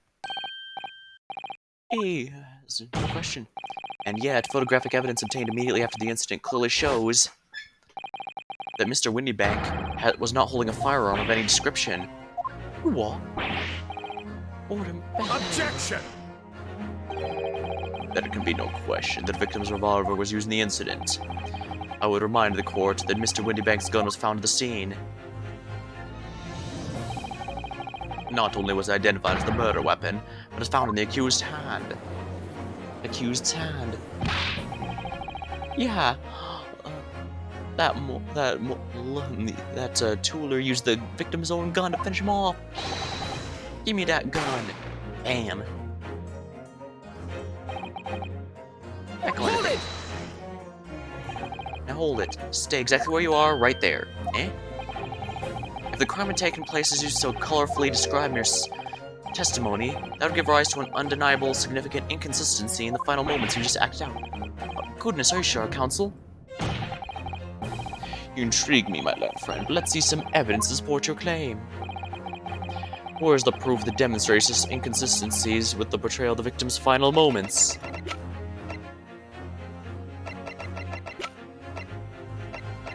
Oh yeah, the autopsy report. From the back. Take that! According to their testimony, the witnesses claimed to have heard a shout of "Give me that gun," followed by a gunshot. Indeed, with the two events happening almost simultaneously, or so we've been led to believe. Yes, that's right. Now, if that testimony is true, it would mean that at the moment of death, the victim and his attacker would have been facing each other. However, in the autopsy report, it clearly states the victim died instantly after being shot from behind. Eh? So, as I stated before, there is undeniable inconsistency in this testimony, Mr. Skulkin. Yeah. But, if the goes on is true. It is Nash, it is. When he was shot last night, the shopkeeper had a gun in his hand. We saw it with our own bleeding eyes. Did I hear you right? You actually saw Mr. Windybank holding a gun. Somehow might have slipped out.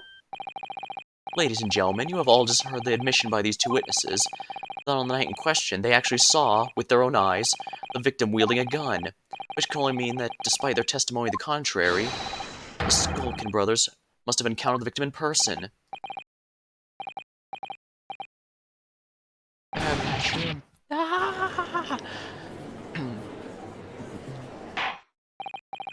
Order! Witnesses, explain yourselves at once. Thing is, it weren't supposed to, It would seem that my previous warning fell on deaf ears. I made it quite clear that false witness would be the death of you.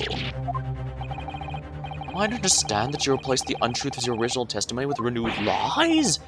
I'm so sorry, Governor. Truth is, cut it out, Nash, cut it out. If we blab now, you know what it'll do to us. Who are they talking about? Let me make your position here perfectly clear.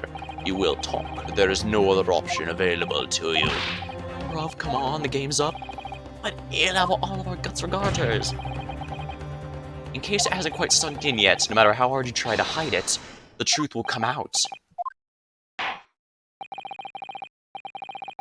On the night in question, it is now apparent that you brothers met face-to-face with the victim. I demand you testify again to explain the precise circumstances under which this meeting took place.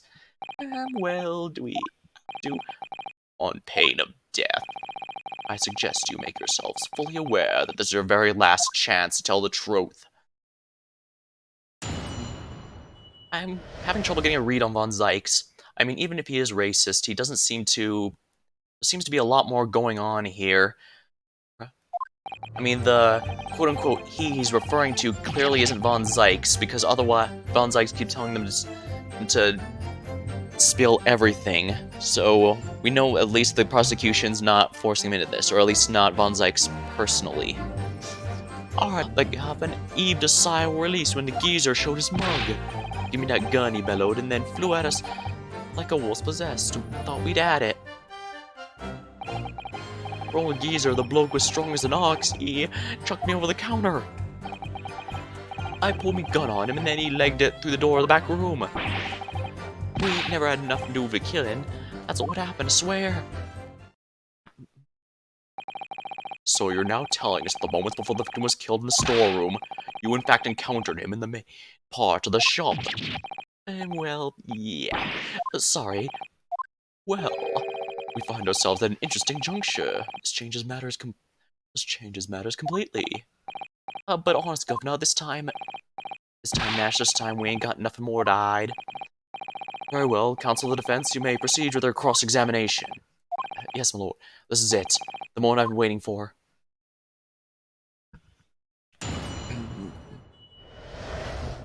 Encounter with the victim. Alright, so we just got inside. Hold it! When you say geezer, I presume you mean the victim and proprietor of the shop, Mr. Windybank. Well, sorry, that's right. Well, we was keeping a close eye on the entrance, obviously. We never thought no one was gonna come out of the back room like that. So the back room being the pawnbrokery storeroom. Yeah, it must be where he popped up from, only place he could have been. So it would seem the victim was already in the storeroom when these brothers entered the premises. Which means Ginny must have been in there at that point as well. That doesn't make sense, does it? If Gina had threatened Mr. Windybank in the storeroom with her at gunpoint, why would he have emerged from the same room alone when the brothers arrived? I don't know. Did you see with the accused at the time? What? What, her? I couldn't tell you. No way, we had bigger fish to fry then. I mean, the old geezer just lost it. Give me that gun, he bellowed, and then flew at us like a wolf possessed. I thought we'd had it. Alright, so you mentioned that Mr. Windybank shouted those words in your previous testimony.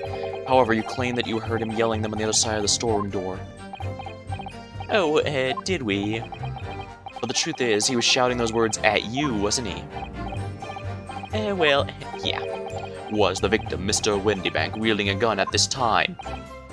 Was he ever? Blimey, a great ugly barrel he had pointed straight at my frontispiece. So what you're saying is, you definitely saw Mr. Windybank with the gun at that time, is that right? It is, Gov, it is spot on. Then all of a sudden, he came at us, he did. It was bad luck. I didn't know what was going on for you were clearly all going for each other, apparently. Like Nash said, we thought we'd had it. I mean... Old geezer, the bloke was strong as an ox. He chucked me over the counter. Yeah, I know that you mentioned the counter in your previous testimony as well. Well, yeah, of course we did. He knocked over a load of books and a candlestick and some skull and whatnot. I got tangled in some marionettes, we knocked over a picture frame, what knocked them scales on the floor. So in fact, it wasn't the sound of the gunshot that shocked you and made you knock those things off the counter. Well, big brother air went flying over the counter like a gunshot, I can tell you. The old geezer pinned him. He did, Nash, he did. If you hadn't been there, the bloke would have flattened me like a bloomin' pancake in seconds. At the time in question, the alarm was raised at the local police station via secret cable from the pawnbrokery. There was a button under the counter used to activate it, which was presumably pressed by the victim. That's right. When the brothers fled the scene and back onto the street, they ran straight into the arriving police, didn't they? Poor Mr. Windybank, he did everything he could to protect his shop. I pulled me gun on him, and then he legged at that door into the back room. Hold it! Were you intending to shoot Mr. Windybank? No, never. I was just, looking out for me bruv, weren't I? He was being flattened, don't forget. By a man whose shop was being burgled, yes. And then the man fled to the store when you pointed your gun at him, is that it? Yeah, that's it. He shoved me away, then ran off through that door and shut himself in. There's something about that last remark. Something that doesn't quite ring true. I wonder why Mr. Windybank ran away in the storeroom. Well, according to what everyone's saying, Ginny was in there waiting for him with a gun. Yeah, that's right. Jeannie allegedly used Mr. Windybank's gun to threaten him and force open the storeroom door, in which case, how did the gun end up in Mr. Windybank's hands again? I have no idea, but strange, isn't it? This little inconsistency could be significant. I'll make a mental note of it. Look, the point is, me brother here. That's right, Nash, that's right. Me and my brother here. Never had nothing to do with killing.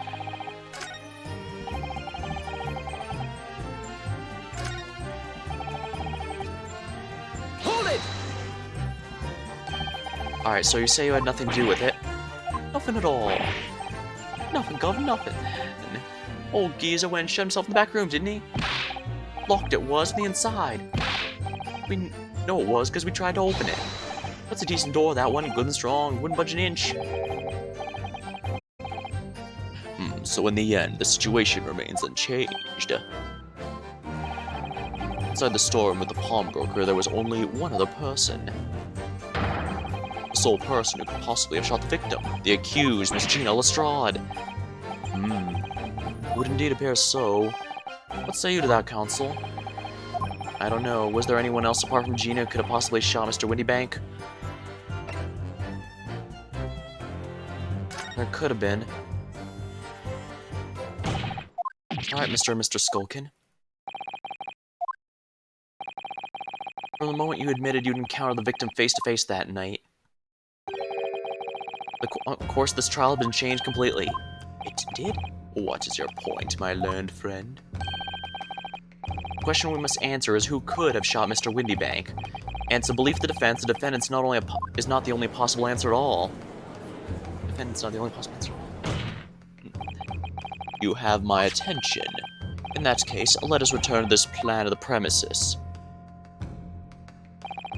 The victim was killed in the storeroom, which was locked from the inside. Those are the facts. So pray, what other possible answer to the question of who shot the man could there be? Counsel, you must now provide answers to the court in respect of two conundrums. Two, my lord? Twice as many chances to be right, maybe. Indeed, namely, from what location did the culprit shoot the victim? And furthermore, where was the victim at the time? Understood. Yeah, since we know there's a window in the door, it's possible they could have fired at him through that. Are you alright, Runo? I'm not entirely sure, but there's one thing I am sure about. If I can prove there's a credible new alternative to what happened, it would change Gina's prospects hugely.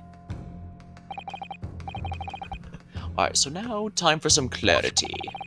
Show the court in this plan the answers to the questions posed by his lordship. If you believe someone else could have killed the victim, indicate from where that person could have fired the gun. Take that! The defense believes the culprit could have shot the victim from this location here. And in answer to the second question, assuming the culprit fired from the location indicated, where was the victim at this time? Take that!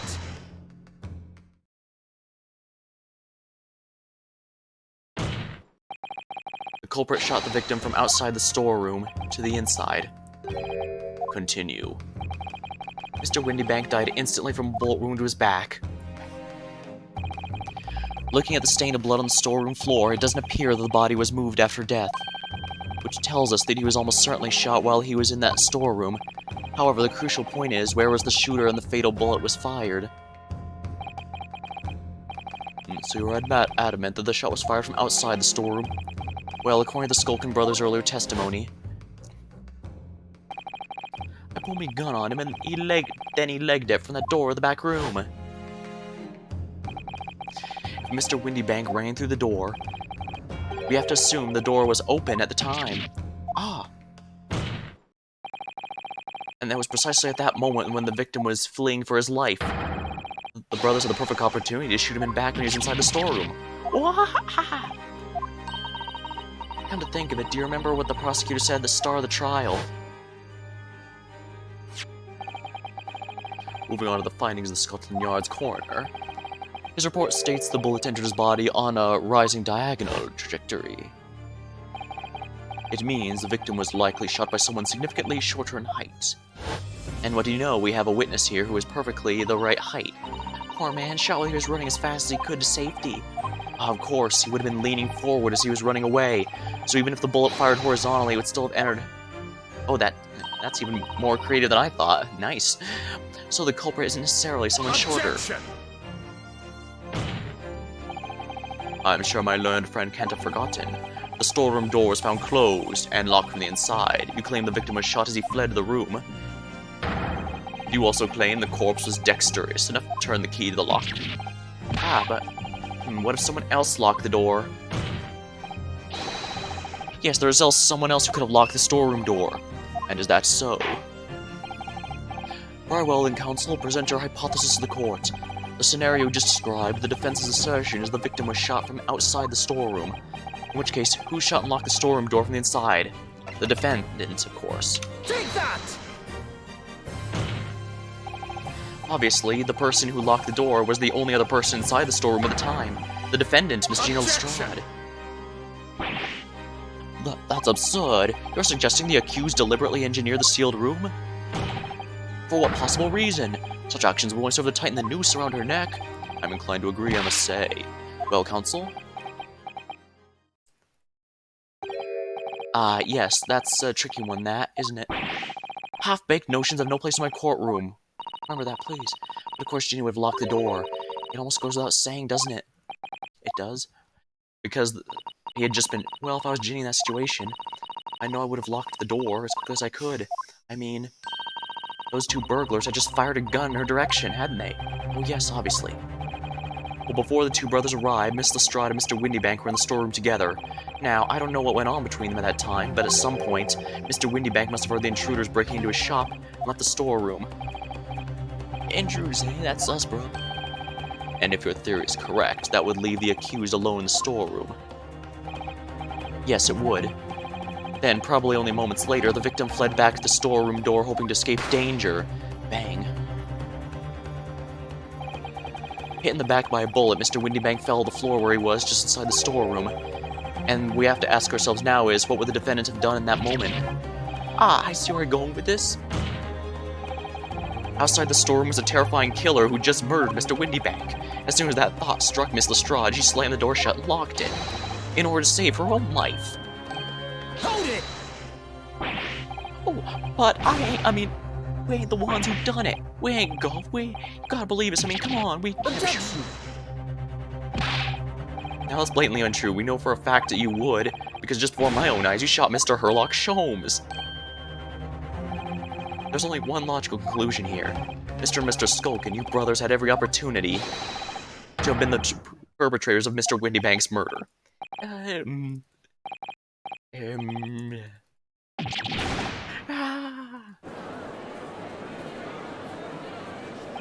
Unfortunately, where's this leave us? You say it wasn't the pickpocket? Well, this is a good theory that could, at least brings reasonable doubt. Should have known it was the three brothers, so that was amazing, you know? Yeah.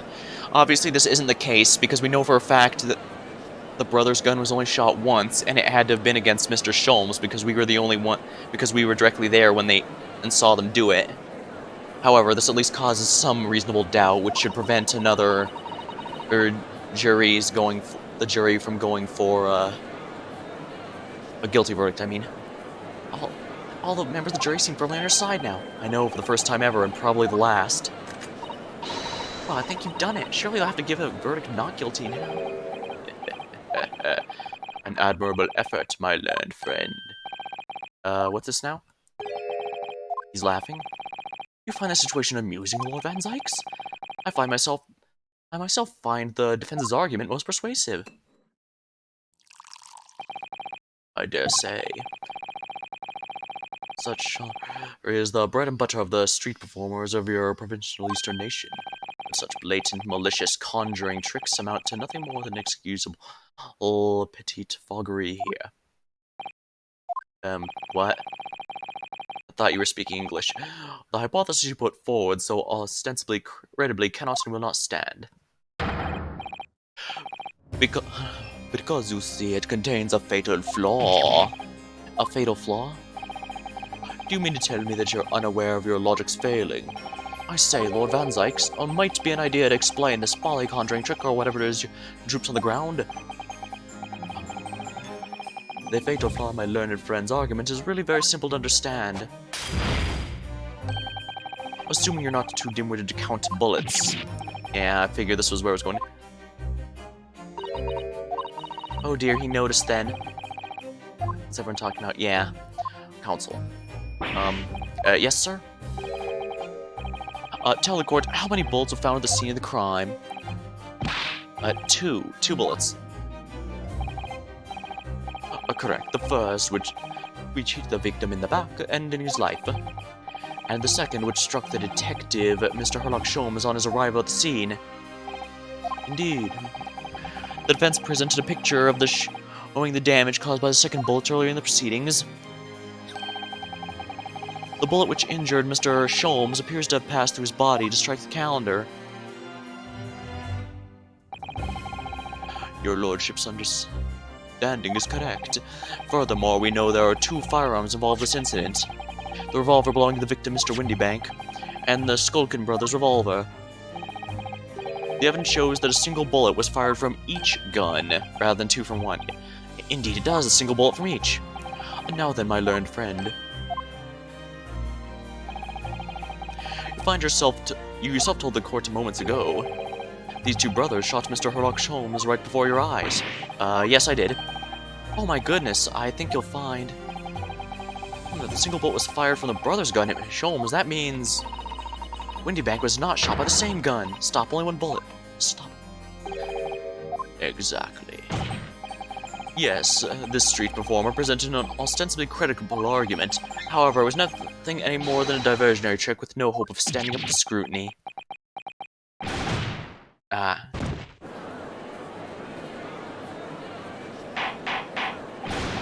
Order!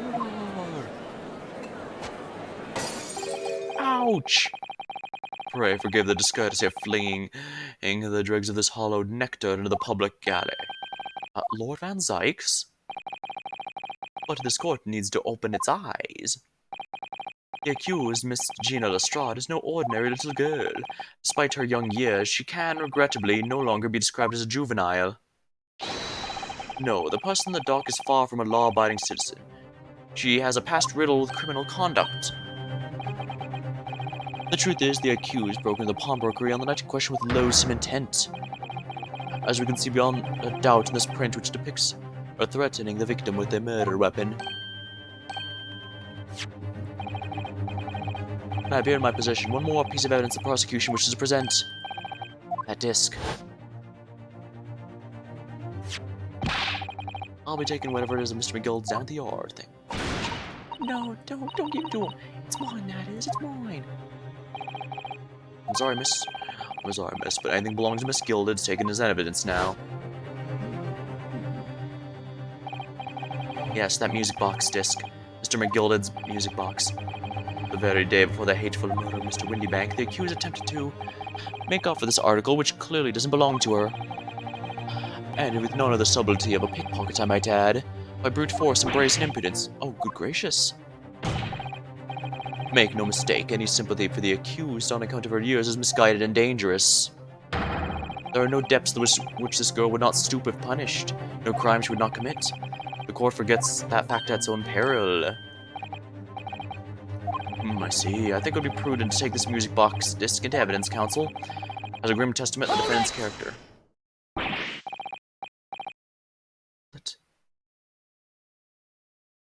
Lord Van Zykes, wait, Inspector Gregson? What?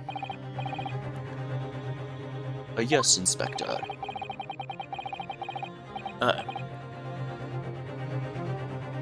We had a meeting yesterday at the yard with the prosecution service, and, I think it was agreed that disc wouldn't be used as evidence. What's this all about? Why is the Inspector acting so strangely? That's the first time he said anything to Von Zykes at all. I am unaware of any such meeting. Oh.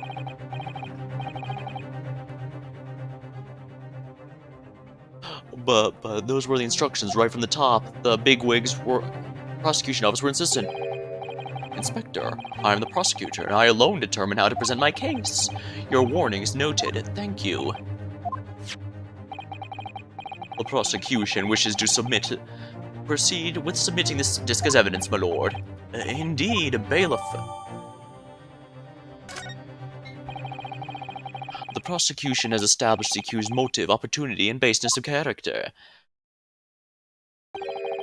There is nothing more to add.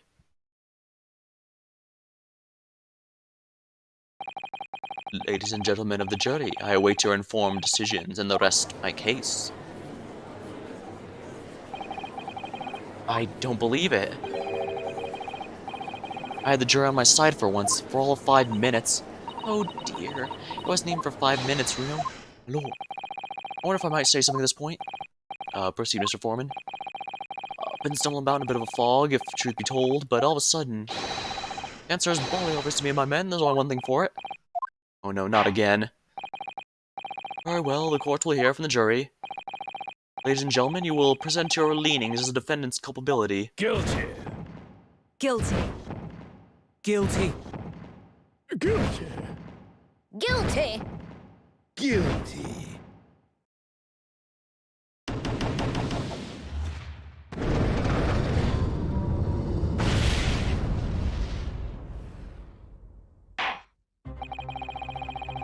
We have a consensus among the jury, it seems. When you have eliminated the impossible, whatever remains must be the truth. That's my line. I wrote that for Hurley. How dare you use it against us? Don't worry, Iris. I don't think we're finished yet. There's still more of this case than we realize. There must be, because there's one thing that I'm absolutely certain of. Gina didn't shoot Mr. Windybank, that's beyond any doubt. And this is the first time that we've ever seen Gregson actually have the guts to stand up to Von Zykes and try and prevent that. Alright, very well. We'll proceed with the second summation examination of the day. Mr. Foreman, you and the other jurors ready? Garrett Squadron is primed and ready for action, sir. Very good. So, ladies and gentlemen of the jury, you will each explain on what grounds you've now determined the defendant to be guilty.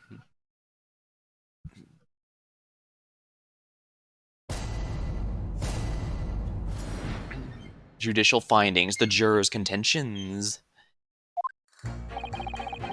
One's a rogue, always a rogue. Different breed of the law-abiding citizen. As only 2 bullets were found at the scene, I would say the whole case is done and dusted. You don't need a stereoscope to see the truth here. Every which way you look at it, it was the pickpocket. I never imagined a simple operation caused me such grief. The accused attempted theft on the previous day. Again, salmon for a busy day ahead. I'm ballistics expert. I've seen many shootings. There's nothing I do not know about guns. Interesting, maybe we can get his opinion on things. It seemed there was little remaining room for doubt. I have to admit, I was rather bowled over by the argument put over by that chap in black. Well, that fell apart like a house of cards. I saw that I'd jolly well been hoodwinked. Well, no more. The whole courtroom's turning against me. That's not fair, Iris. That prosecutor's being mean. Just because Chini's done some things doesn't mean she shouldn't have done in the past. Doesn't make her a murderer. That is true. Regardless of what she did in the past, doesn't mean she's gonna allow me to savor. Allow me to savor this fruity vintage while I savor the spectacle of your fruitless debate on the matter. Here's the truth coming out, eventually. Interesting. Does he mean that it took a while to get to this point, or that there's still a truth that he is prepared for? That he's expecting us to have? Alright, that's enough preamble. Counsel, proceed with the summation examination. Alright, yes, my lord. Jury examination. The defense's rebuttal. Hold it! Now, just because Miss Lestrade has a history of pickpocketing... Okay, so just because Miss Lestrade has a history of pickpocketing, that means she must be guilty of murder, is that what you're saying? Well... Are all members of the British Army so quick to judge? I beg your pardon, are you mocking Her Majesty's Armed Forces, the greatest military organization in the world? No, I'm simply illustrating my points. Making assumptions about people because they're a soldier or a pickpocket is wrong and dangerous. Well, might have a point there, I suppose, but let's not forget the girl has already shown she had a nerve from before. She's a criminal of some sort, can't deny it. And we said you'd shown she had it in her, are you referring to this? Exactly, tried to swipe it only the day earlier, or am I mistaken? Exactly, given I was actually there at the time, it's hard to refute that. I've never actually seen the real thing. I can't wait to have a closer look at it. Oh, yes, of course. Mr. Sholmes did use caramel bars to make a copy of the disc, didn't he? And then he ordered every type of music box he could find across Europe to see which one plays it. We still don't know what tune it plays, though, do we? But I'd love to see how the original compares to Hurley's copy. Mr. McGilded's disc. Could it be a clue somehow? Perhaps we should examine it in more detail. Yeah, has anything changed? That's the big question. Oh, Bruno, look! This is blood! Yeah, you're right. It's just a small smear, but definitely blood. Actually, I feel as though it might have noticed that before. That's my time to shine again. I thought we'd be waiting forever. Hold still with that disc. Can we get this done quickly? In a flash.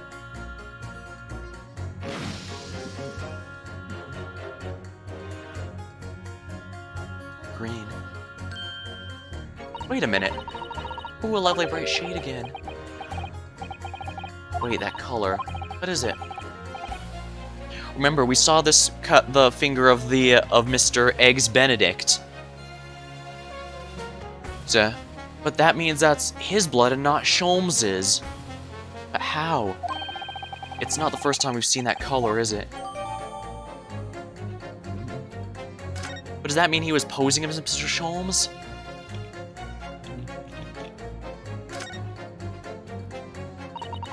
For McGilded, that's the man you defended in court a couple months ago, isn't it, Runo?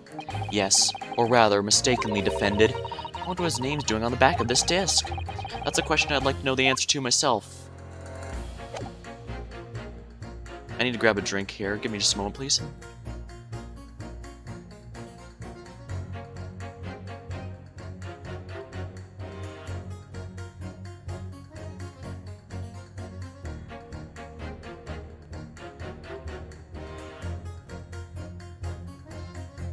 There you go. I have just water tonight. But perfect for a VN like this, where I need to use my voice a lot.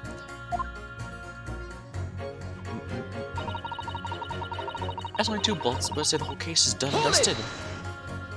Now hold it. Is the number of bullets what has you convinced? Only 2 bullets are fired, and the 2 guns that fired them have each been examined by the police. When the parlor maid asks me how I invited to the dinner, I always tell her to count the table settings. Well, that's logical, I suppose. Although, yes. Sometimes after dining, crockery does go missing. 1 or 2 guests rather do like the fine china. Does your employer dine with thieves? So I suppose, if there was another bullet somewhere of which we were unaware, I'd have to reconsider my position. A 3rd bullet somewhere on the scene. Could that be possible?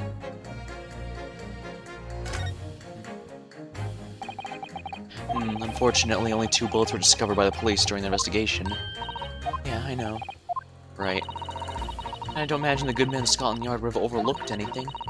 If I missed a bullet while cleaning his lordship's office, well, I should receive a sound scolding, I don't doubt.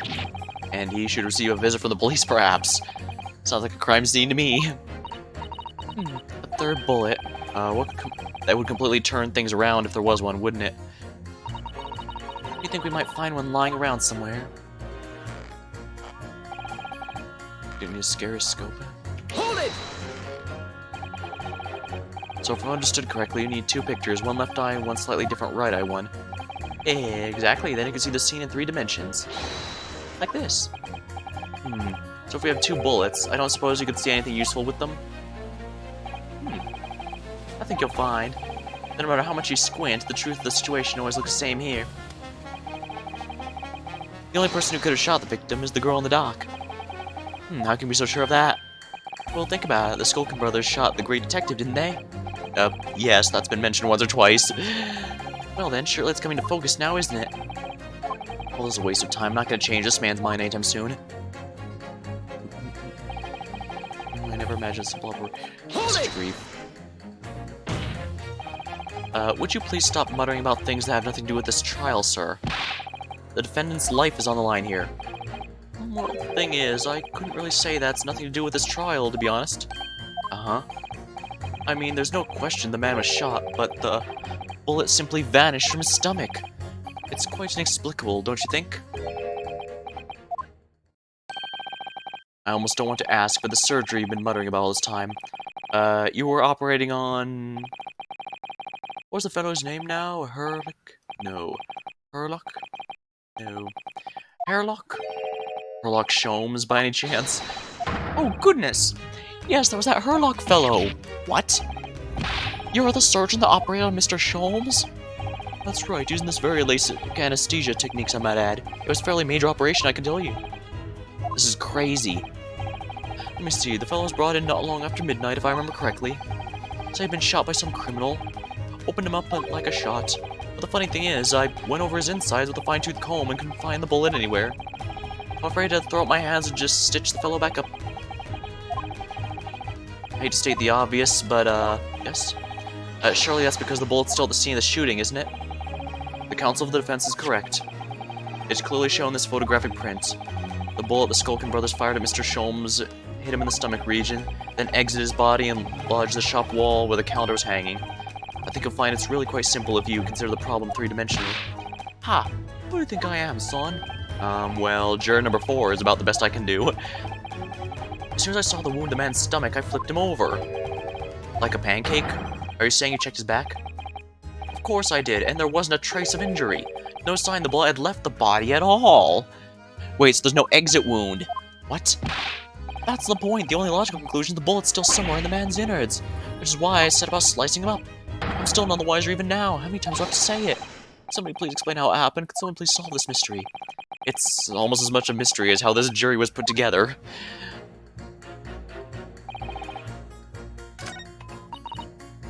The accused attempted theft. Hold it!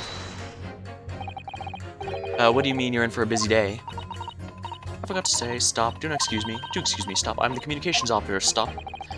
Communications officer? Does that have something to do with sending telegrams? Everything from personal messages written by members of the public to the latest news at the Capitol. I convert all messages into Morse code and tap it out to the entire world electronically. To the entire world? Thousands of miles of cable under the sea. Stop. Worldwide communications network. Stop. Information transmitted from all corners of the globe. Stop. Ah, yes. She was getting equally worked up about radio waves or like before, wasn't she?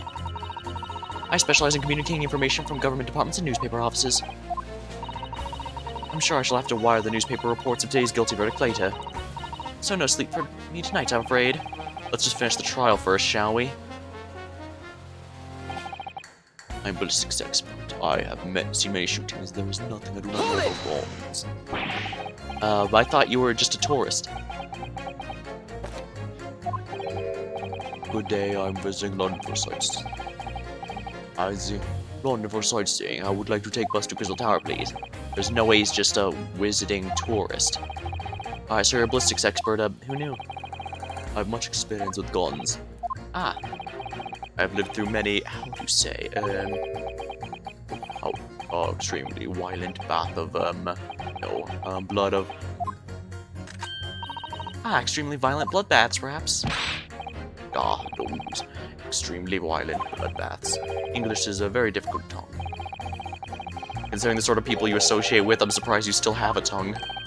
Anyways, if you have questions about bullets and guns, you ask me.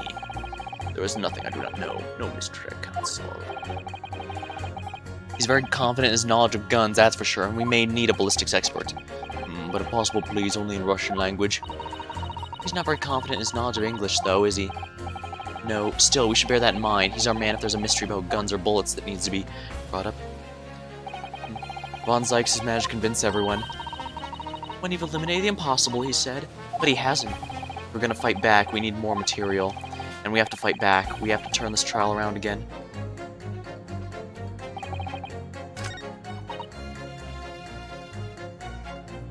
We need to pit these against each other. Objection! These two statements clearly contradict each other. Hold it. Sorry, old bean. Can't accept that as squadron leader. I'm sorry.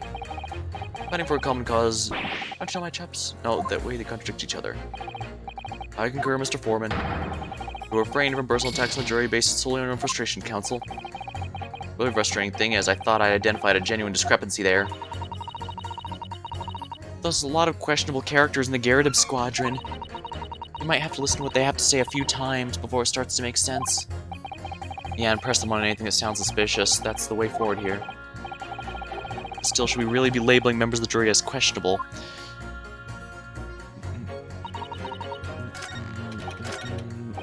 Hold it! Alright, so Mr. Sholmes' surgeon is on the jury. I've experienced some coincidences, really, but this is ridiculous.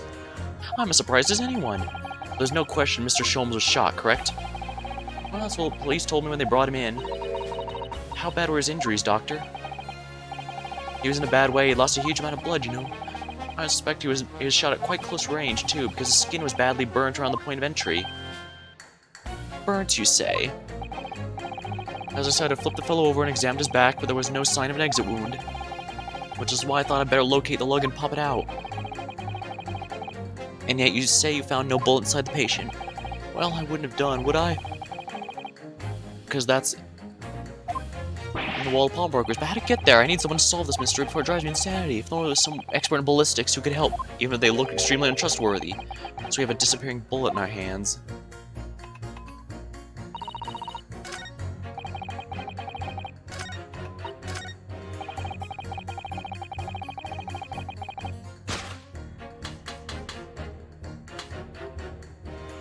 Objection! Alright, yeah, we need to do these two. Those two statements clearly contradict the idea that all I do is pit jurors against each other. Oh, a ballistics expert? Pitting, P-I-T-T. How'd you know it has two T's?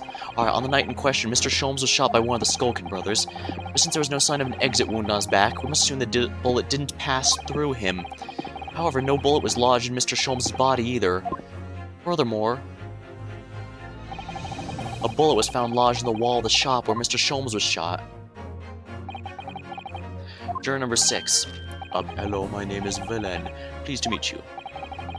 This apparent contradiction in the facts is clearly troubling juror number 4. Are you able to explain the mystery? I have seen a very similar situation in Motherland. It was night. There was a blizzard. I was running away along a mountain road in the freezing cold. Golly.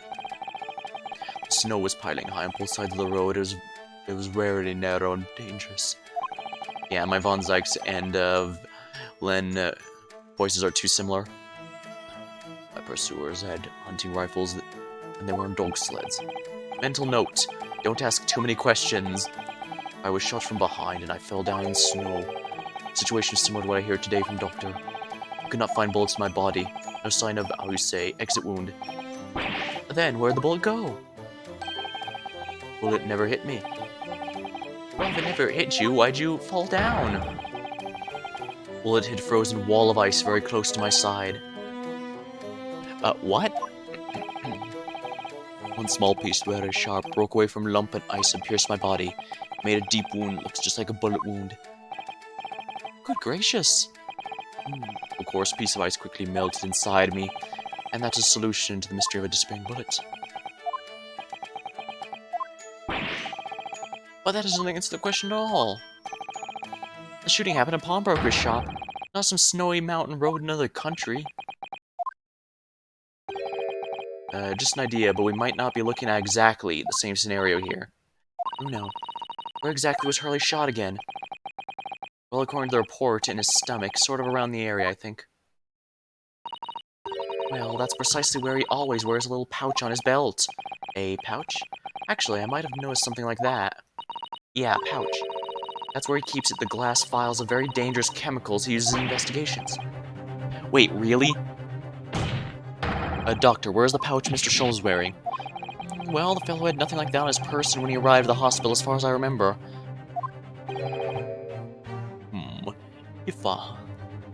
If I may. No, if I may. While I realize it's forbidden for the prosecution to interject during a summation examination, I should inform the defense that I have the pouch in question in the antechamber outside the courtroom. I'm sorry. As I understand it, when the police arrived on the scene and found Mr. Sholmes injured, they removed the pouch in order to assess the wound. Ah, thank goodness. I thought I was getting forgetful for a moment. Since then, it's been my safekeeping along with all other evidence relating to the case. I can personally vouch for but the fact that it has not been touched since the incident occurred. Well, even though he's our opponent, we know we can at least trust Von Zykes, especially since he's apparently willing to completely ignore the prosecution office to get something. I must demand the prosecution present the item in question with all speed. Bring forth Mr. Herlock Sholmes' pouch. I see. This is the pouch worn by Mr. Sholmes on the night in question, is it? Look at that! One of the files is broken, and the leather around it is scorched black. Almost as if the file exploded. Exploded? So, that night, the bullet from the Skulkin brothers' gun struck the pouch. And it was the glass file exploding that caused his injury. Yeah, this bullet did not penetrate victim, but was deflected into wall of shop.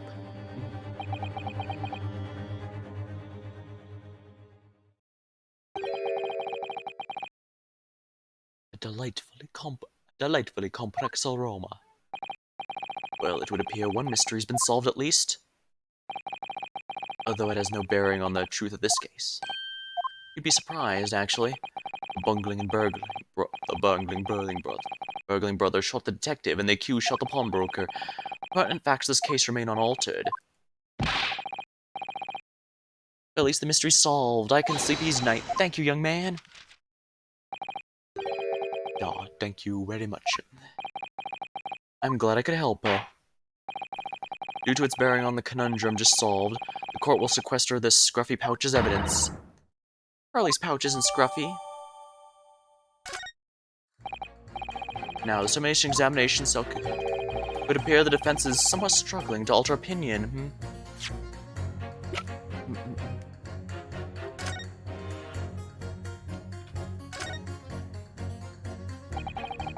It's really scorched badly here. Oh, the strap is broken. Look! This must be where the bullet hit then. Let me see. Hello, Infinity. The bullet's still in here. What the? Iris, look! Behind where the broken file was. Do you see it? Ah, that's the Skulkin brothers' bullet. What a stroke of luck it hit this pouch. This means there's 3 bullets at this crime scene, which doesn't add up to the 2 currently that the entire prosecution's entire case revolves around. So there were 3 bullets fired that night. We found exactly what the juror was talking about. A 3rd bullet. Time to press that juror again, I think.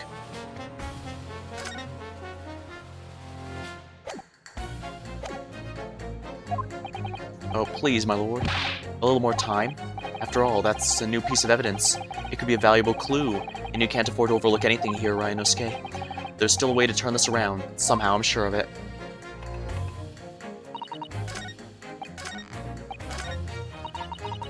Hold it! Alright, juror number 2. It's the number of bullets as you convinced, is that correct? Only 2 bullets were fired. The 2 guns fired have been examined by the police. When the parlor maid asks me how many are invited, I always tell them to count the table settings. Well, that's logical. Although, yes.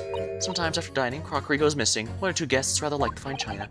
Does your employer dine with thieves? So I suppose. If there's another bullet somewhere which we were unaware, I'd happily reconsider my position. I can prove it.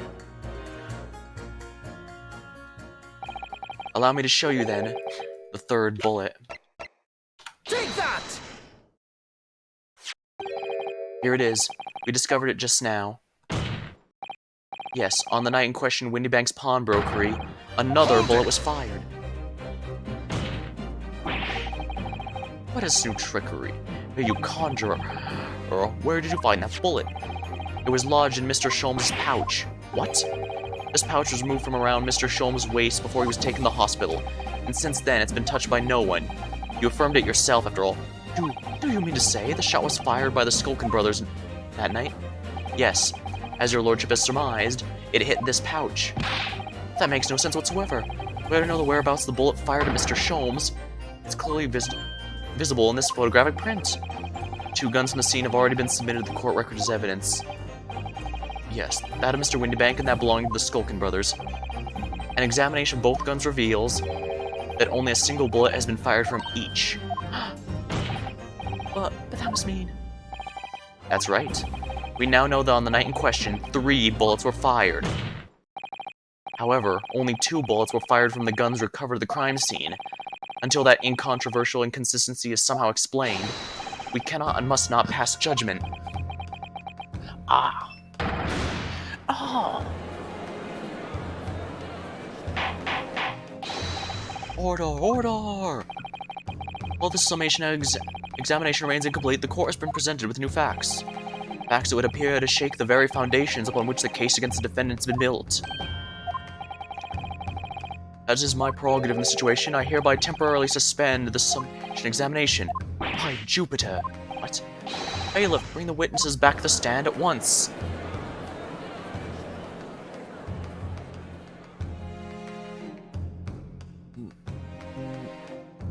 And, of course, the inspector there because they're still under arrest, and so he needs to keep an eye on them. Witnesses. Governor, were you listening to proceedings with the defense carried out when the defense carried out the summation examination? We was, Governor, we was. Perhaps we can dispense with the tedious preamble. Simply answer this one question. A third bullet has been identified at the scene of the crime. What do you make of that? Make of it, Gov, I don't make nothing of. Is it one of yours? Or blimey, not a chance. In that case, did you have an accomplice? What? Never. Skulkin brothers work alone. Just the 2 of us. Our trademark. You mean after you had just... How soon we forget, poor Sulky. Only 2 of the... I'm trying to do a vampire voice for Van Zykes, but it keeps crossing over with the Russian one I'm doing for the juror number 6. Only 2 of the bullets. Bullet from the crime scene originated from the firearms we have in evidence. The 3rd bullet was fired from another gun. Where is it? Lummy, that's Ed Scratcher. Counsel for the defense. Yes. I should like to hear your thoughts regarding these new developments. A 3rd bullet and the mysterious missing firearm from whence it came. Thinking back all the testimony we've heard and all the evidence we've seen, I think I'm starting to form a picture of what really happened that night. Lord, I think it's clear the 3rd bullet tells us about the Skulkin brothers.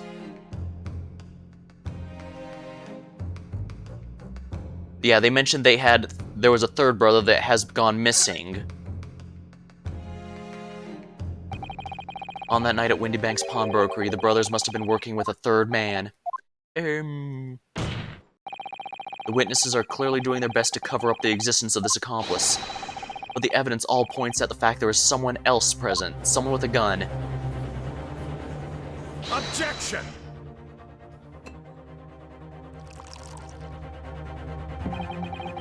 An accomplice, you say?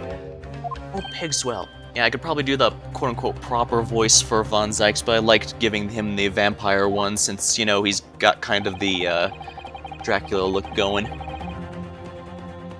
These protracted proceedings have already forced us to endure 2 summation examinations. In all that time, there's been not a murmur of a 3rd man. If this apparently wraith-like being exists,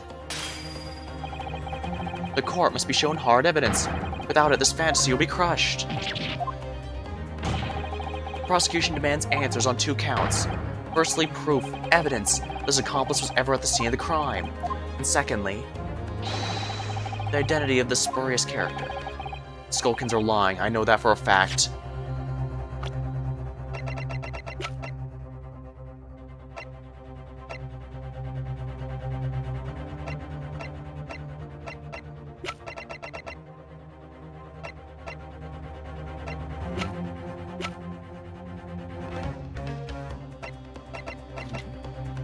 Actually, it could even be Edgar Benedict.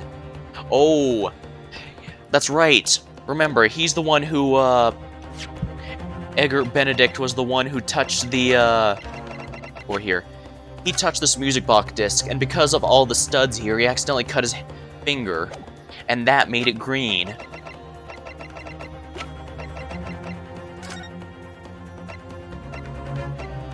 Yeah, see, it's green. Everyone with the same blood will have the same blood color thanks to Iris's invention. And that means he had to have been here. This means it had to have been Mr. Eggs Benedict. Oh, but how can I ascertain the identity of the person they're hiding? Well, counsel? I'm supposed to prove the existence of this accomplice and reveal the person's identity even. In response to the prosecution's demands, my lord, the defense is ready to present answers. The defense is ready. I believe I can provide all the answers the prosecution demands. So, my friend, despite the swimming eyes, you seem to think you have something to say. This promises to be interesting. Alright, let's get ready. I have to push forward now, there's no other option. I need to use every single piece of evidence available to me if it will make a difference. Alright, in that case, counsel, I ask you to present the evidence without delay. On the night in question, in the moments leading up to the death of the victim, what proof have you that there was a third intruder present at the scene? Take that! The evidence is right here in this portfolio. By Jove, that portfolio again, isn't it? Do you expect the court to rifle through your papers itself? Be more specific. You claim one of those blood samples proves the presence of this third intruder. Well, which one is it?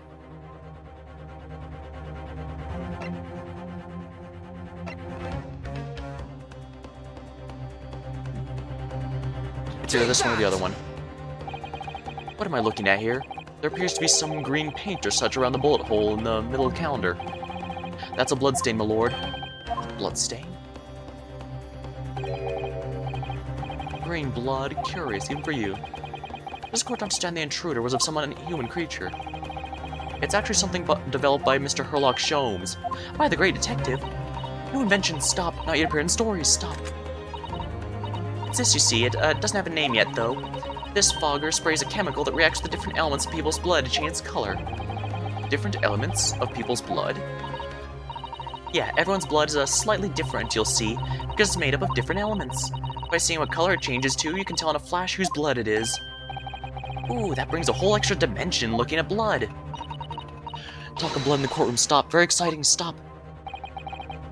As an example, the one shows the blood of the victim, Mr. Windybank. Ah, striking blue. Yeah, so you see, the green color of this blood stain on the calendar shows that somebody else was shot in the main portion of the shop. Now hold fire there, young man. Could it be from some unrelated incident, couldn't it? No, it's not unrelated. The date showing on the calendar is the date on which Mr. Windybank was killed. By golly! Therefore, we can assume that whoever was shot on the same day. And whose blood is it? Well, the Skulkin brothers in the stand don't appear to be suffering any gunshot injuries, which means it must be the blood of somebody else. The third intruder, in fact. Whose identity the court is still waiting to hear. You can't delay this any longer, my learned friend. Who is this alleged third intruder? Take that! The man's name is Egbert Benedict. Egbert Benedict? Who on earth are you talking about, counsel? He paid a visit to Windybank's pawnbrokery on the afternoon before the incident took place. When the accused attempted to deceive the pawnbroker into releasing this article to her possession. That's right. The man identified by the defense, Mr. Egbert Benedict, then attempted to take the article from the defendant by force. Broker. Yes, sir. That's right, he pulled a gun on us the other day, which means we know he owns a gun. I believe this filthy pickpocket thief just redeemed an article from you, no? Yes, sir. The article in question belongs to me. I demand for it to be returned at once. No. Oh, now it's a lie. What are you trying to pull? Give me back my overcoat. And needless to say... Remember, that's the same pose that the brothers were doing. You know, they did it earlier in the stands. And my music box discs, too. Inspector Gregson was there at the time and can attest to what happened. In the end, it was the inspector himself who took the disc. Can you corroborate this account, Inspector? Yes, my lord. That's more or less what happened. And in the interest of being thorough, I asked Windybank for a print showing the fellow. Taken from his red-handed recorder, machines. Yes, that's him talking to Mr. Windybank this morning. And you claim this man is the brother's accomplice? Well, Mr. and Mr. Skulkin? Never seen that geezer before in my life. All me life, though, all me life. Never seen him. Well, somewhat unsurprisingly, it appears our witnesses disagree with the assertion. I'm, I'm sure your lordship recalls my Japanese friend's actual assertion, which was that he could prove the identity of the alleged accomplice. Yes, and I can. Then show us the evidence.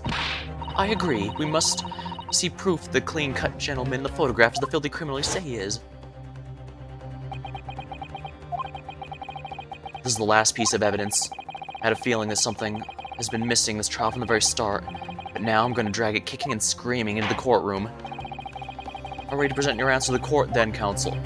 Yes, my lord. This defense will present the evidence now. Proof that the man pictured in this photographic print was in fact the person struck by the third bullet. Take that! We got it. As I mentioned before, the afternoon of the day in question, the defendant attempted, deceitfully admittedly, to reclaim this disc from Windybanks, which is when the aforementioned Edgar Benedict appeared on the scene, I believe. Then this man attempted to purloin the article from the defense possession. That is correct, my lord. I myself was present at the time. It was following this that the minor incident occurred. Oh, but of course, sir. Here's the disc for you. Alright, very well. I shall bid you farewell. Say goodbye to style. Wait a minute, that disc is mine.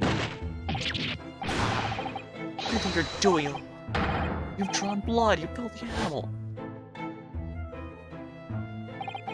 Being a music box disc, it has countless small but sharp metal protrusions all over the surface.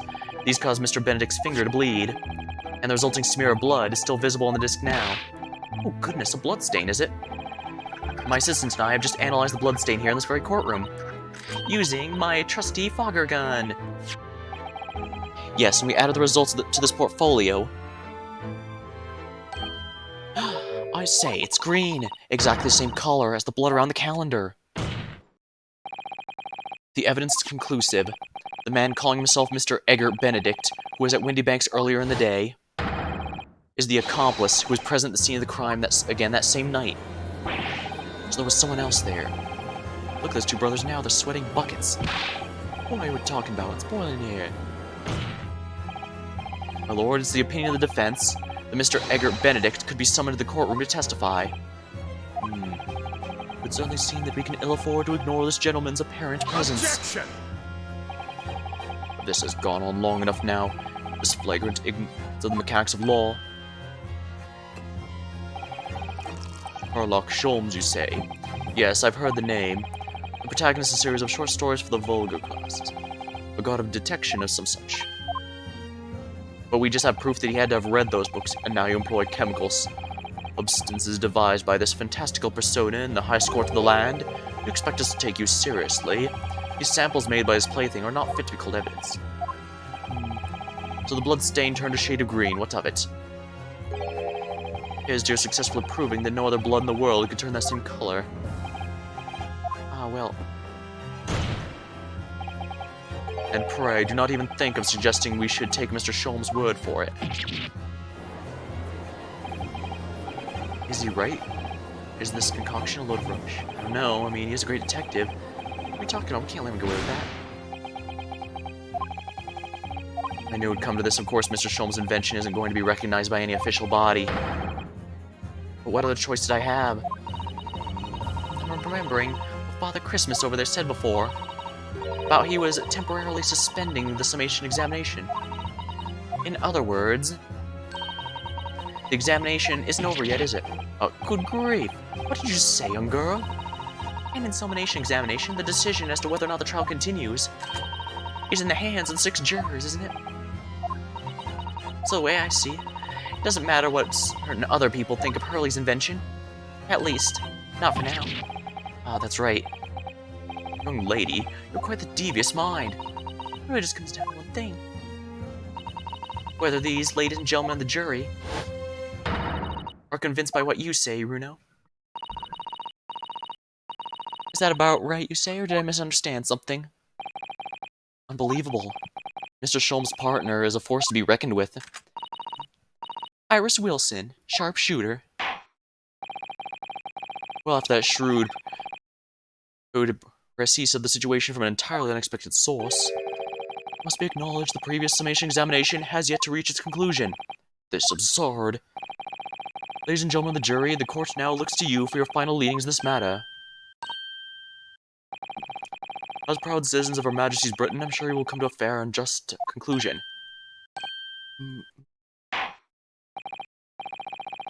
Yeah, Sherlock Holmes is not officially part of the police or anything, so his invention stuff don't carry weight in official capacity, but the jury is allowed to go based on Not what they... guilty. Not guilty. Not guilty. Guilty. Guilty! Not guilty.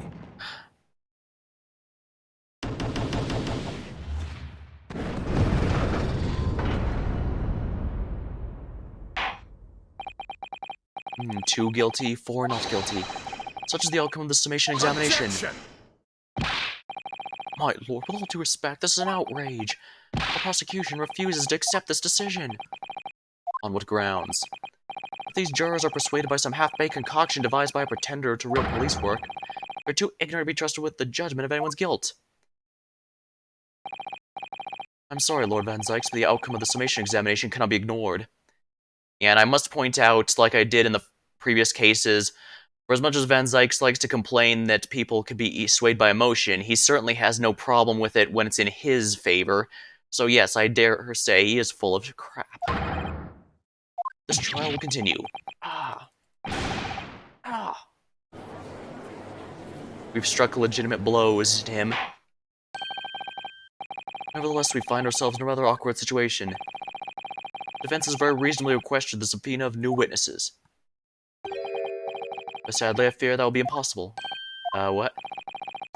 The name the gentleman gave for himself, Edgar Benedict, is quite clearly false.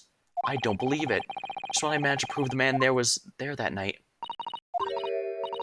Could I say something? Who was that, please? Spoke. Just me, my lord. Juror number 5. What have you to say, madam? If possible, Inspector...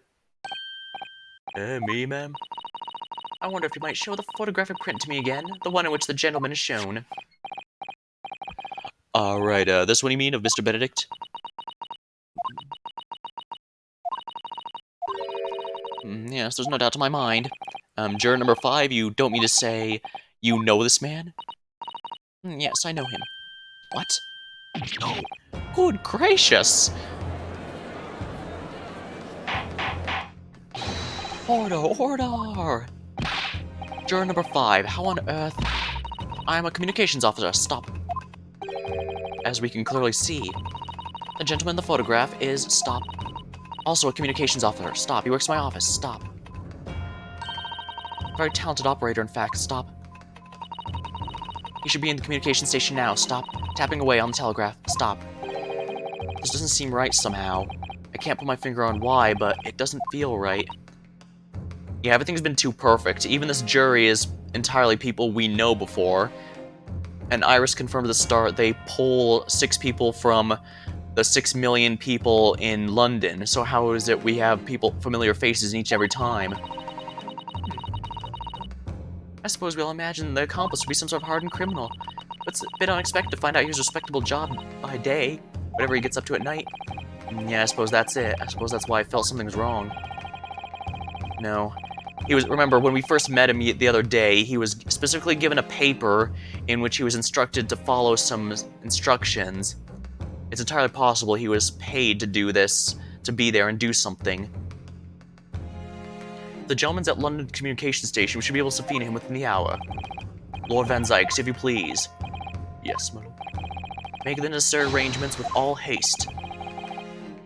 As your lordship bids. The court will recess for 1 hour. When the new witness arrives, we'll reconvene to hear the gentleman's testimony. Inspector Gregson. Yes, my lord. I'd like to hear from you specifically about the events on the pawnbrokery in the day in question. Come to my chambers during the recess. Yes, sir, my lord. Very well. Court is adjourned until 1:40 p.m.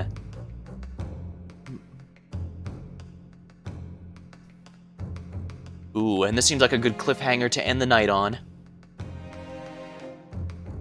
Alright, the case is really starting to heat up, but the biggest reveals are absolutely on their way.